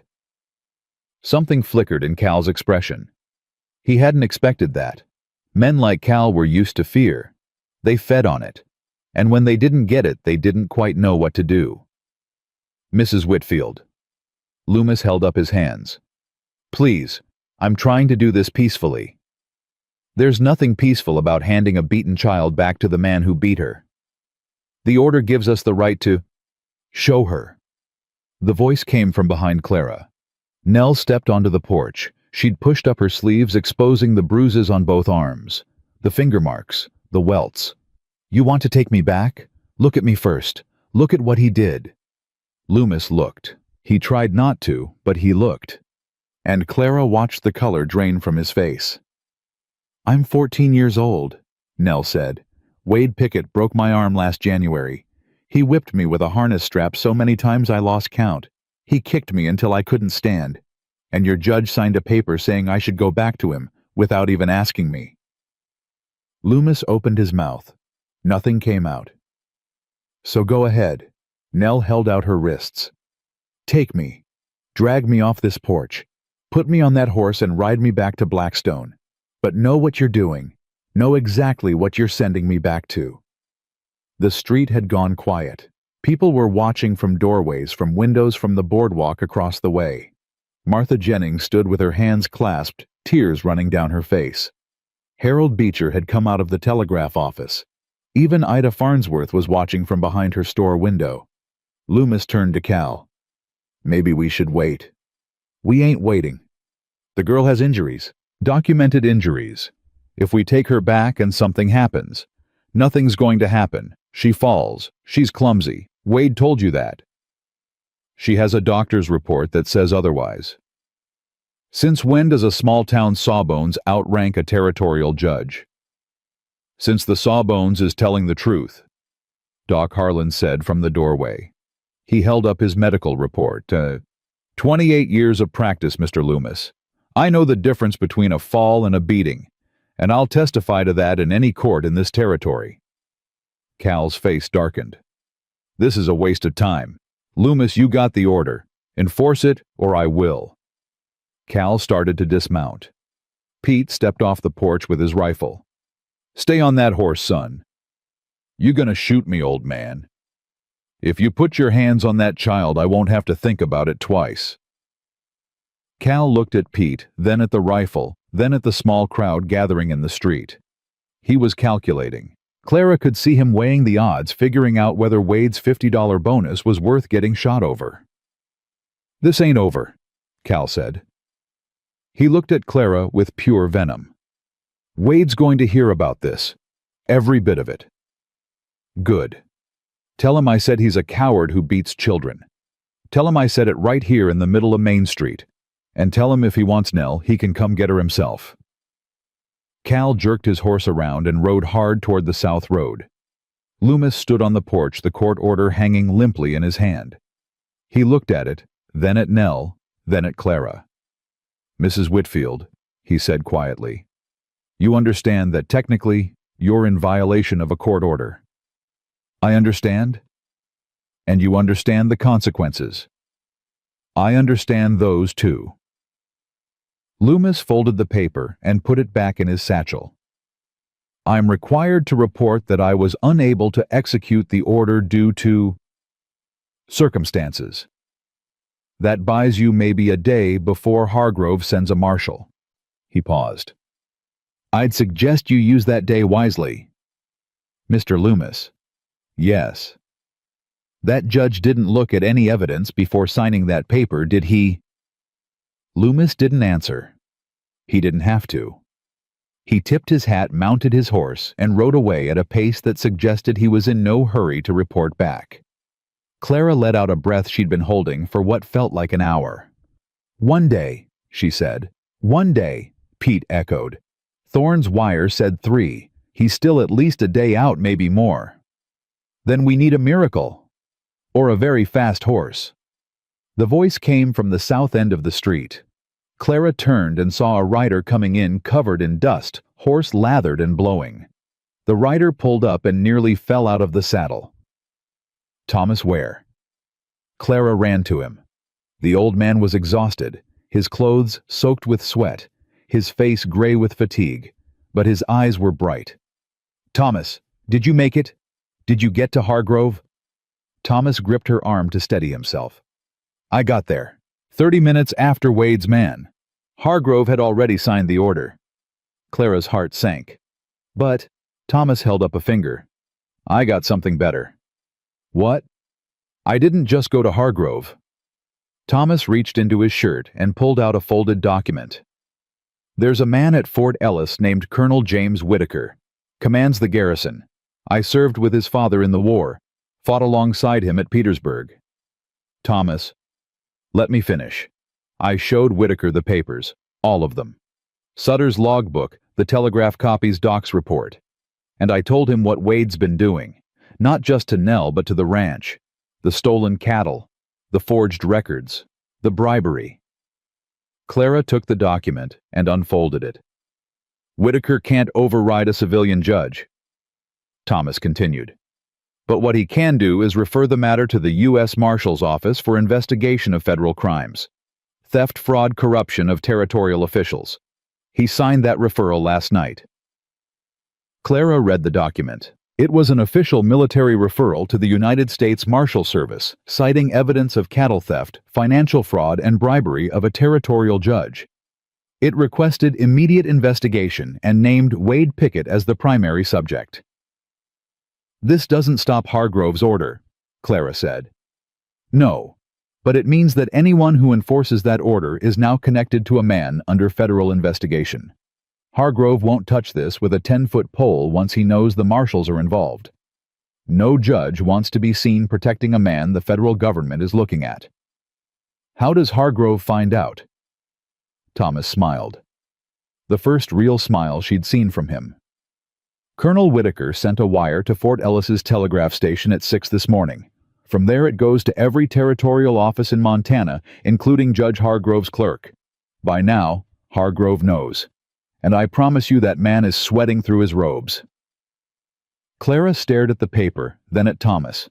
You rode 80 miles in one night. 84, but who's counting? Thomas swayed slightly. I could use a chair and some water if you've got it. Pete grabbed him before he could fall and helped him onto the porch. Doc Harlan brought water and checked his pulse. You're a damn fool, Doc said. 80 miles at your age. 63 ain't dead yet, Doc. It's trying to be. Sit down and don't move for the next 6 hours. Nell came out and stood in front of Thomas. The old man looked up at her, and his weathered face crumpled. I'm sorry, little one, he said. I should have done more. I should have... Nell put her arms around his neck and held on. Thomas went rigid for a moment, surprised, then his arms came up and he held her back. You did enough, Nell whispered. You did more than enough. They stayed like that for a long time. The afternoon passed. No riders came from Blackstone. No marshals came from Fort Ellis. The town held its breath. At 4 o'clock, Harold Beecher came running again. Wire, he gasped. From Fort Ellis. Clara took it and read aloud. To all territorial officials, by order of U.S. Marshal Service, all civil actions pertaining to Blackstone Ranch and its agents are hereby suspended pending federal investigation. Case number 1, 878-MR-4471. Signed Acting Marshal David Kincaid. Pete let out a whoop. Jesse Harper threw his hat in the air. Martha Jennings pressed her hands together and started praying. It's suspended, Clara said. The custody order is suspended. What does that mean exactly? Nell asked. It means Hargrove's order can't be enforced. Nobody can legally take you anywhere until the federal investigation is complete. Nell sat down on the porch steps. Her shoulders began to shake. Clara sat beside her and put an arm around her. It's not over yet, Nell said through her tears. Wade won't care about a wire, he won't care about marshals. Maybe not, but the law is on our side now. Not just small-town law, federal law. And if he comes anyway, then he comes, and we're still here. Wade came at sundown. Not with an army, not with guns blazing. He came alone. Clara saw him riding up Main Street in the fading light, a single figure on that big sorrel horse, no hat, no coat, his shirt open at the collar. He rode like a man who'd already lost and knew it, but couldn't stop moving forward. He dismounted in front of Doc Harlan's and stood in the dust, looking up at the porch where Clara sat with Nell and Pete and Thomas, and all the others who'd chosen to stay. Widow, he said. Mr. Pickett. Wade looked older than he had 2 days ago. The bluster was gone. The oily confidence had evaporated. What was left was a man standing in the ruins of everything he'd built. I got a wire from Hargrove, he said. Tells me there's a federal investigation. Tells me my accounts are frozen. My authority over the ranch is suspended. He laughed a hollow sound. You did all that as seamstress from a broke-down cabin. I had help. Yeah. Wade looked at Thomas. I see that. My own man. He shook his head. 20 years, Thomas. 20 years you worked for me. I worked for Josiah Thorne, Thomas said quietly. Never for you. Wade flinched. He turned back to Clara. You know what you've done. You've destroyed everything. The ranch, the contracts, the business. Josiah's going to come back and there won't be anything left. There'll be his daughter. That's all that matters. His daughter. Wade's lip curled. That girl is nothing but trouble, just like her mother. Always whining, always... Careful? Clara's voice went cold. Real careful about what you say next. Wade stopped. He looked at Nell, and something crossed his face that Clara couldn't read. Not remorse.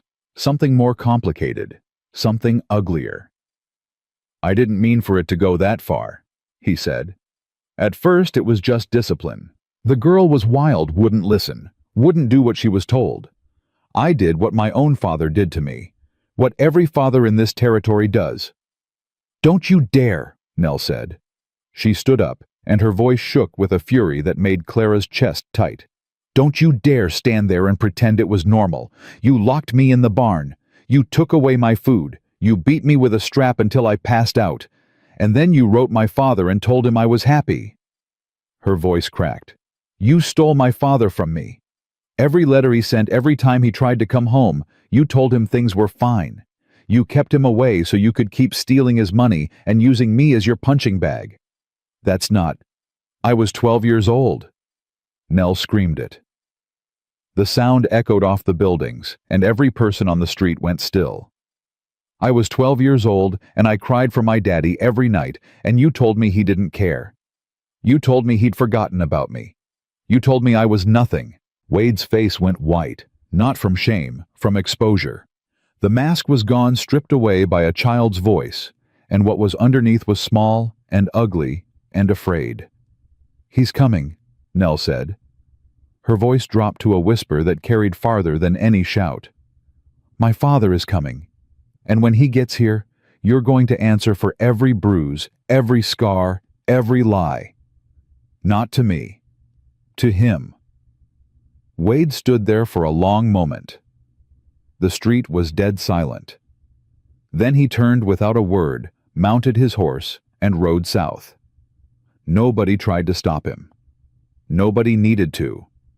The federal wire had closed every door he had. His accounts were frozen. His authority was gone. His men would scatter the moment word spread, and word was already spreading. Wade Pickett rode out of Copper Bluff with nothing but the clothes on his back and a horse that didn't belong to him. Clara watched him go until he was just a smudge of dust on the horizon. "Is it over?" Martha asked from behind her. "Almost," Clara said. "One more day." That night, for the first time since she'd found Nell on the road, Clara slept. Really slept.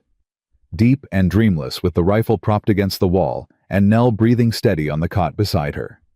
She woke to Pete pounding on the door.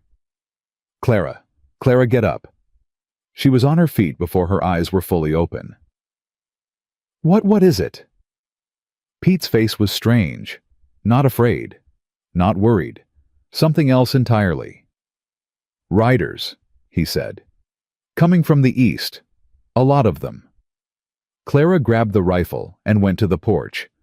The morning sun was just clearing the hills, casting long shadows across the main street. And there, on the east road, she saw them. A column of riders.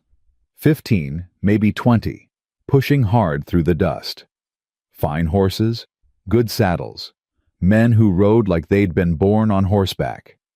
And out front, on a tall gray mare, rode a man Clara had never seen before. He was tall and broad-shouldered, with dark hair shot through with gray at the temples. His face was hard-weathered by sun and wind and years of work, but his eyes, even from a distance, burned with something raw and urgent. He rode like a man possessed, like he'd been riding for days without stopping, which Clara realized he probably had. Nell appeared in the doorway. She looked at the riders. She looked at the man in front. And she made a sound Clara had never heard from her before. Not a scream, not a cry, but something deeper, something that came from a place so buried that even Nell might not have known it existed. "Pa!" she whispered, then louder. "Pa!" She was off the porch and running before Clara could move, barefoot in Doc Harlan's oversized shirt bruises showing on every inch of visible skin. She ran down the middle of Main Street toward the column of riders. Josiah Thorne saw her. He pulled his horse up so hard the animal nearly sat down. He was out of the saddle before it stopped moving, hitting the ground at a run, and then they collided. Father and daughter in the middle of a dusty Montana street, holding each other like the world was ending and beginning all at once. Josiah Thorne dropped to his knees and wrapped his arms around his daughter, and the sound that came out of him was not the sound of a powerful rancher or a wealthy cattleman or any of the things the territory knew him as. It was the sound of a father who had just realized in one devastating moment the full measure of what his absence had cost. "Nell?" His voice was destroyed. "Oh God, Nell. Oh God, what did he do to you?" "Pa." She was sobbing into his chest. "Pa, you came. You really came." "I'm here. I'm here, baby. I'm right here." He pulled back and looked at her face, at the bruises and the split lip and the thin, gaunt angles of a child who hadn't been properly fed in months. His hands shook as he cradled her head. "I didn't know. Nell, I swear to God I didn't know." "I know, Pa. He told me you were fine. Every letter, every wire, he said you were happy. He said—" Josiah's voice broke completely. He pulled her close again and held on his massive frame. Shaking with sobs, he made no effort to hide. The town watched. Clara watched from the porch, tears streaming down her face, her hand gripping the railing so hard her knuckles went white.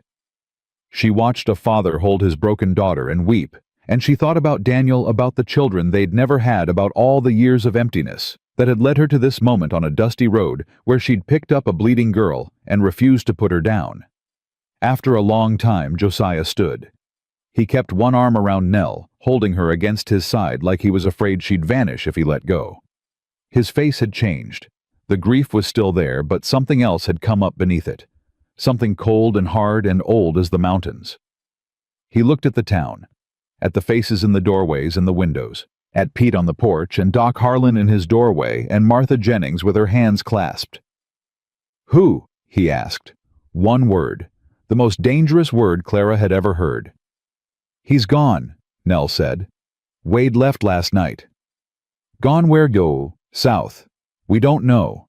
Josiah looked at one of his riders. "Find him." The rider nodded and wheeled his horse, taking 3 others with him. They rode south without a word. Then Josiah's eyes found Clara. She stood on the porch, this small woman, in a worn dress, with calloused hands and a dead man's rifle, and she met the gaze of the most powerful cattleman in Montana without flinching. "You're Clara Whitfield," he said. "I am." "You found my daughter." "I did." He walked toward her, Nell still pressed against his side. He stopped at the bottom of the steps and looked up at her with those burning, bloodshot, exhausted eyes.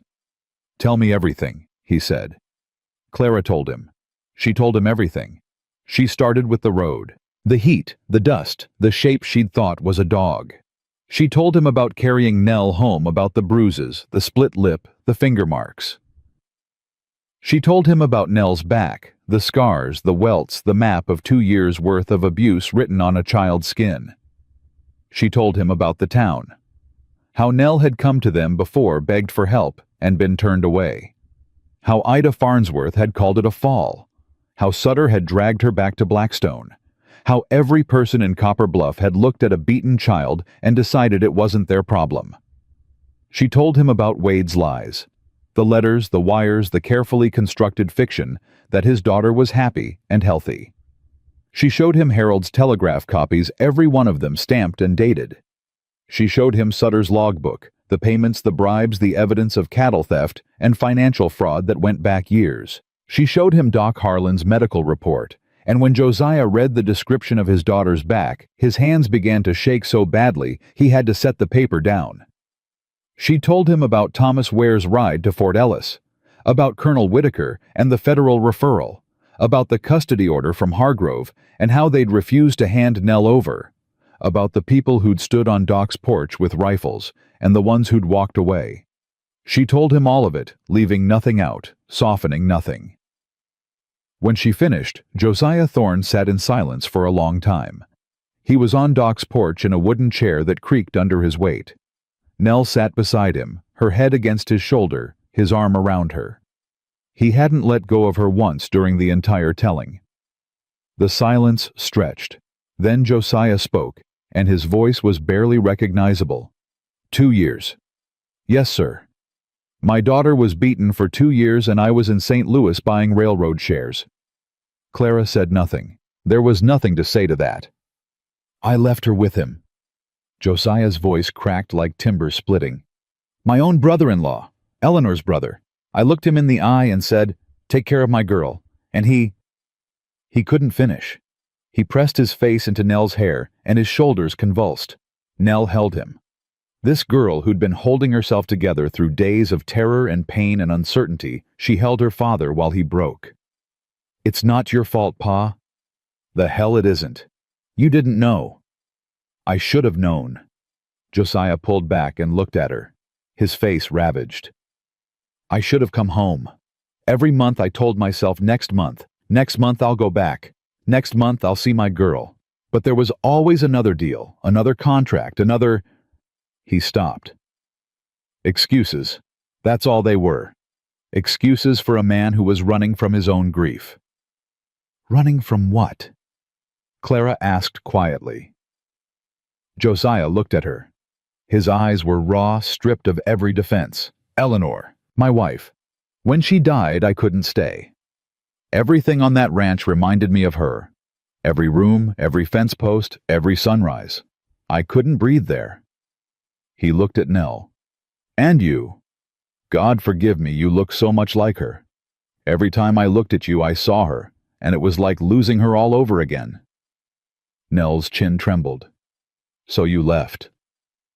I left. The worst thing a father can do, and I did it. I told myself Wade would take care of you. I told myself you'd be fine.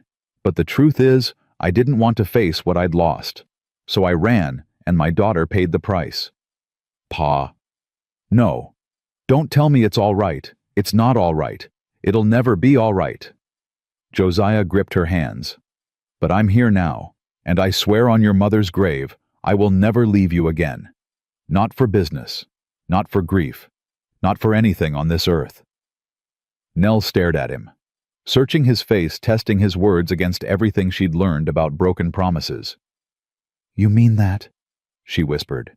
I mean it with everything I am. Nell's composure finally shattered. She fell against him sobbing, and Josiah held her, rocking her gently, his own tears falling into her hair. Clara stood up and walked to the edge of the porch to give them privacy. Pete was there, leaning against the railing, his eyes suspiciously bright. That's a man learning what he lost, Pete said quietly. That's a man who still has a chance to get it back. You think he deserves that chance? Leaving his girl like that? Clara watched Josiah holding Nell. I think people deserve the chance to be better than their worst mistake. Doesn't mean they always earn it. But the chance. Yeah, everyone gets that. Pete nodded slowly. You're a good woman, Clara Whitfield. I'm a tired woman, Pete. That's what I am. An hour later, Josiah came to find Clara. She was in Doc's kitchen making coffee with hands that still hadn't stopped trembling. She'd been running on fear and adrenaline for 3 days, and now that the crisis was breaking, her body was trying to collect the debt. Josiah filled the doorway. He'd washed his face and composed himself, but his eyes still carried the wreckage of what he'd learned. Mrs. Whitfield. Clara, please. Clara. He stepped inside. I need to say something to you, and I need you to hear it. All right. My daughter told me what you did. Not just the broad strokes, what you told me on the porch, the details. How you carried her off that road. How you cleaned her wounds. How you stood in the middle of this town and faced down Wade's men and a corrupt deputy and a court order with nothing but your word and your backbone.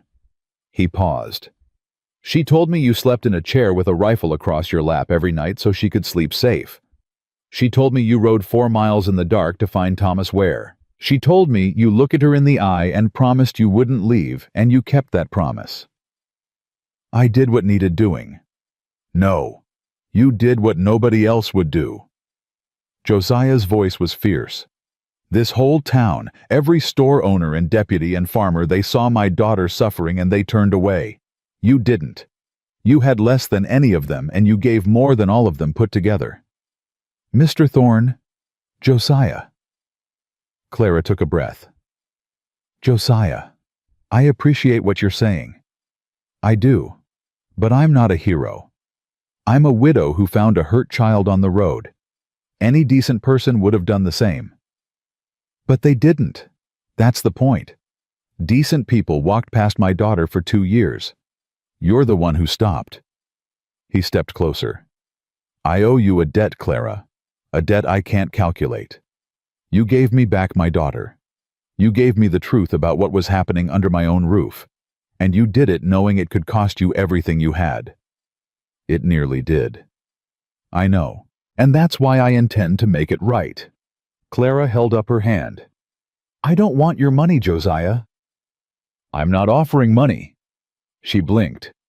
Then what are you offering? A partnership. She stared at him. Hear me out, he said. I've been managing Blackstone from 1,000 miles away through a man who was robbing me blind and beating my child. That's done. I'm coming home. But this ranch, this territory, it needs more than just a man with money and cattle. It needs people who see what's broken and fix it. I'm a seamstress. You're a woman who organized an entire town against a powerful man in 3 days with no resources and no authority. You stood down a crooked deputy, defied a court order, sent wires to federal investigators, and turned public opinion so hard that Wade Pickett's own men wouldn't ride for him anymore. Josiah shook his head. That's not sewing, Clara. That's leadership. What exactly are you proposing? Nell told me something last night. She said this town needs a place where people who are hurting can find help. women who are being mistreated, children who are being neglected, families that are struggling. She said if a place like that had existed, she might not have suffered for 2 years. Clara's throat tightened. "I want to build it," Josiah said. "Right here in Copper Bluff. A proper refuge, a safe place, staffed, funded, permanent, and I want you to run it." "Me? Who better? You're the one who saw a child in the road and refused to walk past. You're the one this town trusts now, not because of money or power, but because of what you did when it mattered." Clara leaned against the counter. Her mind was spinning. 3 days ago, she'd been a widow scraping by, invisible, dismissed, barely tolerated by a town that saw her as a burden. "This is Nell's idea," she said. "It started with her, but it's mine now too." Josiah's expression softened. "I failed my daughter because I was too lost in my own grief to see what was happening. I can't undo that. But I can make sure it's harder for the next child to fall through the cracks." "It's a big thing you're talking about." "Yes, it is. And I'm not asking you to decide right now. I'm asking you to think about it." Clara looked out the window. She could see Pete on the porch, Thomas Ware dozing in a chair, Martha Jennings sweeping the boardwalk across the street. Ordinary people who'd found something extraordinary inside themselves because one beaten girl had forced them to look at what they'd been ignoring. "I'll think about it," she said. Josiah nodded. "Fair enough." He turned to go, then stopped. "One more thing." "What?" "Thomas Ware. He rode 80 miles in the dark to save my daughter. He stayed on that ranch for 2 years, putting himself at risk just to make sure she had a blanket and a meal. I want him taken care of. He'd never accept charity." "Then I'll make him foreman of Blackstone, the real foreman, the one who's been doing the actual work all along." "That," Clara said, "he might accept." Josiah allowed himself a small smile. "I thought so." He walked out, and Clara stood alone in the kitchen, holding a cup of coffee that had gone cold. She thought about Daniel, about what he would say if he could see her now. She could almost hear his voice, that quiet, steady voice that had always made the world feel manageable. "You always were braver than you knew, Clara. You just needed a reason to find out." "I found one," she whispered to the empty room. By noon, the federal marshals arrived. 2 of them riding in from Helena, travel-worn, but all business. Acting Marshal David Kincaid was a lean, sharp-eyed man who spoke little and missed nothing. His partner, a younger man named Foley, carried a leather case full of documents. They set up in the saloon, which old Pete volunteered since its owner had conveniently left town the day before.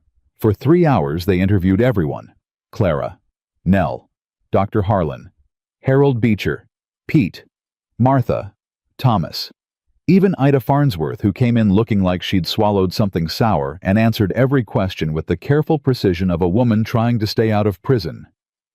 And Roy Sutter. He'd come back to town that morning riding in alone, looking like a man heading to his own execution. He walked into the saloon, sat down across from Kincaid, and told the truth. All of it. Every payment, every order, every time he'd looked the other way. Including the day he'd brought Nell back to Blackstone, knowing what waited for her there. "I'm not asking for mercy," Sutter said. "I know what I did. I just want it on the record so it can't be buried." Kincaid studied him for a long moment. "It's on the record, Mr. Sutter. What happens next is up to the courts." "Yes, sir." When Sutter walked out, Nell was waiting on the boardwalk. He stopped cold when he saw her. His face went through something terrible, like watching a man try to swallow broken glass. "Miss Thorne," he managed. "Mr. Sutter." "I told them everything." "I know. I heard." Sutter looked at the ground. "I know sorry doesn't cover it. I know there ain't words for what I did. But You came back," Nell said. He looked up. "You could have run. Like Wade. You could have disappeared and nobody would have come looking. But you came back and told the truth." She paused. "That doesn't fix what happened.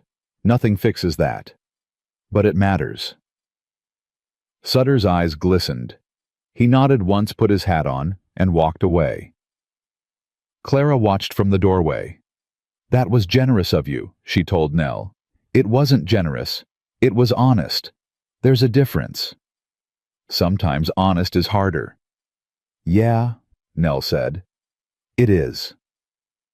At 3 o'clock, Josiah's riders came back. They'd found Wade Pickett 12 miles south of town, holed up in an abandoned line shack with a bottle of whiskey and a loaded pistol.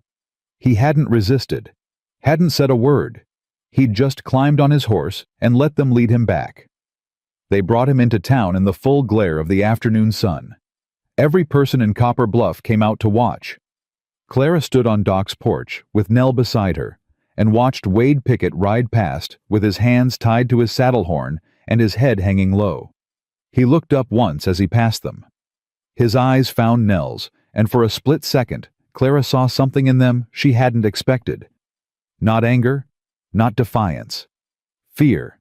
The bone-deep fear of a man who'd spent years building a fortress of lies and was watching it collapse in real time. Nell met his gaze and held it. She didn't flinch. She didn't look away. She stood on that porch in her borrowed shirt with her bruised face and her mother's ring on her finger, and she let Wade Pickett see exactly what he'd failed to destroy. Then she turned away, and Wade Pickett disappeared into the back of the saloon where the marshals were waiting. "How do you feel?" Clara asked her. Nell thought about it. "I thought I'd feel something big, triumph or rage or relief, but I just feel tired. That's what the end of a fight feels like. The big feelings come later." "Did you feel that way after your husband died?" "I felt numb for 6 months. Then one morning I was feeding the chickens and I just started crying and couldn't stop for 3 hours. Clara put her arm around the girl. "Grief doesn't run on a schedule. Neither does healing. You'll feel what you feel when you're ready." "Clara." "Yeah." "Will you stay? I mean, not just until this is over. Will you stay in my life?" Clara looked at her. This fierce, battered, extraordinary girl who'd survived 2 years of hell and come out the other side with her heart still intact. Who'd stood in the middle of a street and told the truth to a man 3 times her size? Who'd comforted a father who'd abandoned her because she understood that people are complicated and love doesn't stop being real just because it comes late? "Wild horses couldn't drag me away," Clara said. Nell leaned into her, and Clara held her, and for a moment the whole noisy, complicated, painful world was just 2 people on a porch in the summer heat, holding on. The weeks that followed changed Copper Bluff in ways nobody could have predicted. Wade Pickett was transferred to Helena to await trial on federal charges. Cattle theft, fraud, bribery of a territorial official assault on a minor. The list grew longer as the marshals dug deeper into the records Thomas and Sutter had provided. Judge Hargrove quietly resigned before an investigation could reach him. Josiah moved back to Blackstone Ranch. He fired every man who'd known about Nell's abuse and done nothing. He kept Thomas Ware and promoted him to foreman just as Clara had suggested. Thomas accepted with a handshake and a nod and went right back to work like he'd been doing the job all along, which in many ways he had. Nell moved back to the ranch house, back to the room that had been hers before Wade moved her to the barn. Josiah had it repainted and furnished with new things, a proper bed, a bookshelf, a writing desk by the window. Nell filled the bookshelf within a week. Martha Jennings donated half her husband's library, and Clara contributed the one book she owned, a volume of Shakespeare that Daniel had given her on their wedding day. "You sure?" Nell asked, holding it carefully. "Daniel would have wanted you to have it. He believed books should go where they're needed most." Nell opened the front cover and read the inscription Daniel had written years ago, "For Clara, who makes every story worth telling." "He sounds like he was a good man," Nell said. "He was the best man I ever knew." "Second best," Nell said, and Clara laughed for the first time in longer than she could remember. The refuge took shape faster than anyone expected. Josiah bought a large property on the edge of town, a 2-story building that had been a boarding house before the owner moved to California. He hired carpenters from 3 counties to renovate it. Clara oversaw every detail from the layout of the rooms to the supplies in the kitchen to the books on the shelves. They called it Whitfield House. Clara had protested. "It should be named after Nell. Or Eleanor. Not me." "It's named after the woman who started it," Josiah said.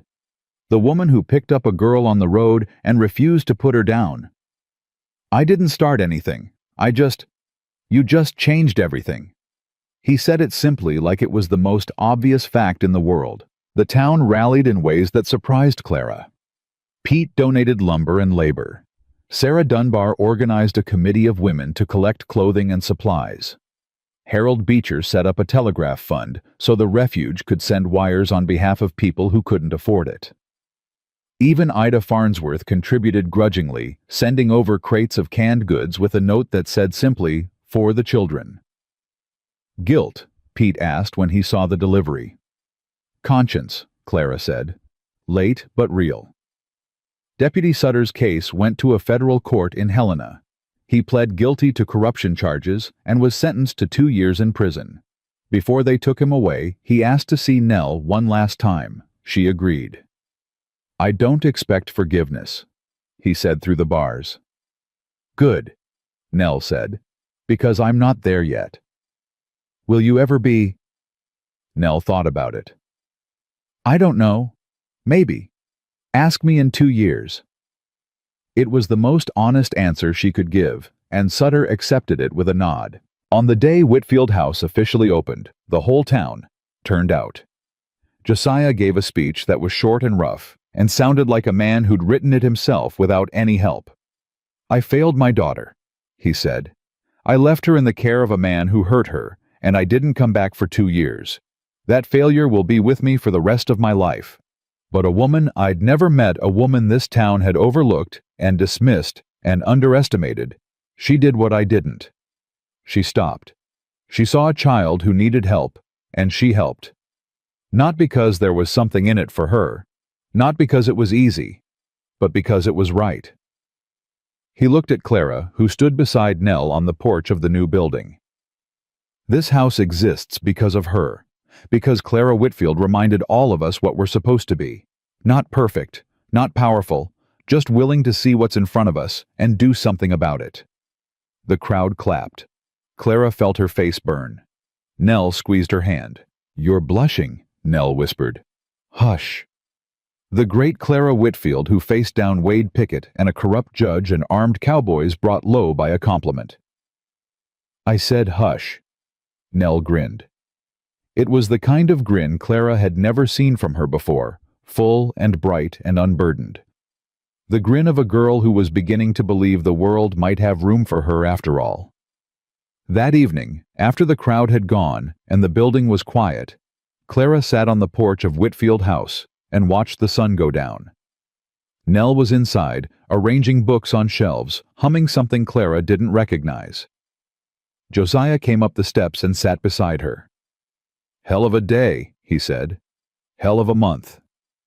They sat in comfortable silence. Josiah Thorne was not a man who filled silence with words, and Clara had come to appreciate that about him. There was an ease between them that had grown slowly over the weeks, built not on attraction or convenience, but on something sturdier. Respect, shared purpose.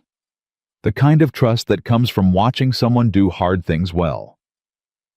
"Can I ask you something?" Josiah said. "You can ask." "That first day, when you found Nell on the road, you could have brought her to town and walked away. Let someone else deal with it. Why didn't you?" Clara thought about that. She thought about Daniel, about the turtle on the road, about 2 years of loneliness and stubbornness and barely getting by. "Because walking away is easy," she said. "And I'd spent 3 years taking the easy road, keeping my head down, not making trouble, being the good, quiet widow who didn't bother anyone." She paused. "But there's a cost to being quiet. Every time you walk past something wrong and pretend you didn't see it, you lose a little piece of yourself. And I'd lost enough pieces. So you stopped." "I stopped." Josiah nodded slowly. "Eleanor would have liked you. My wife. She was like that. Couldn't walk past a stray dog without feeding it. Couldn't hear about someone struggling without trying to help. Nell told me about her. She sounds remarkable. She was, and losing her broke something in me that I thought couldn't be fixed. He was quiet for a moment. I'm starting to think maybe it can be. Not the same as it was, but something new. Clara looked at him. He was looking at the horizon, his face softened by the fading light, and she saw in him something she recognized. A person learning how to be whole again after being shattered. She knew that road. She was still walking it herself. Something new, she said. I could live with that. Josiah turned to her, and for the first time he smiled. Not the polite, controlled smile of a businessman, or the strained smile of a grieving father. A real smile. The kind that reached his eyes and stayed there. So could I, he said.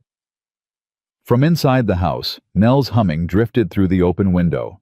Clara closed her eyes and listened. 3 weeks ago, she'd been a widow with nothing invisible, dismissed alone. Then she'd found a bleeding girl on a dusty road and made a choice. Not a grand choice. Not a heroic choice. Just a human one. She'd stopped. She'd helped. She'd refused to look away. And that choice had cracked the world open. It had exposed a monster, reunited a family, transformed a town, built a refuge, and given Clara Whitfield something she'd lost the day she buried her husband and thought she'd never find again. Purpose. Not the purpose of survival, of just getting through another day. Real purpose. The kind that gets you out of bed not because you have to, but because there's something worth getting up for. She opened her eyes and looked out at Copper Bluff, this small, flawed, stubborn town that had failed and then fought to do better. It wasn't perfect. It never would be. But it was trying, and sometimes trying was the whole point. Nell came out onto the porch, a book in one hand and her mama's ring catching the last of the light. "What are you two doing out here?" she asked. "Watching the sunset," Clara said. "That's boring." "Some of us like boring." Nell sat down between them cross-legged and opened her book. Josiah put his hand on his daughter's head. Clara rested her arm across the back of the bench. The three of them sat there as the sky turned gold, then orange, then deep, dark blue. They didn't talk. They didn't need to. Because some things don't need words. Some things are built in silence, in the space between two people who've been broken and are learning slowly, carefully, bravely, how to be whole again. Not alone. Together. And that was enough. That was more than enough. If this story touched your heart, let us know in the comments where you're watching from. Don't forget to like and subscribe for more stories that remind us that one act of courage, one moment of compassion, one person who refuses to look away can change everything.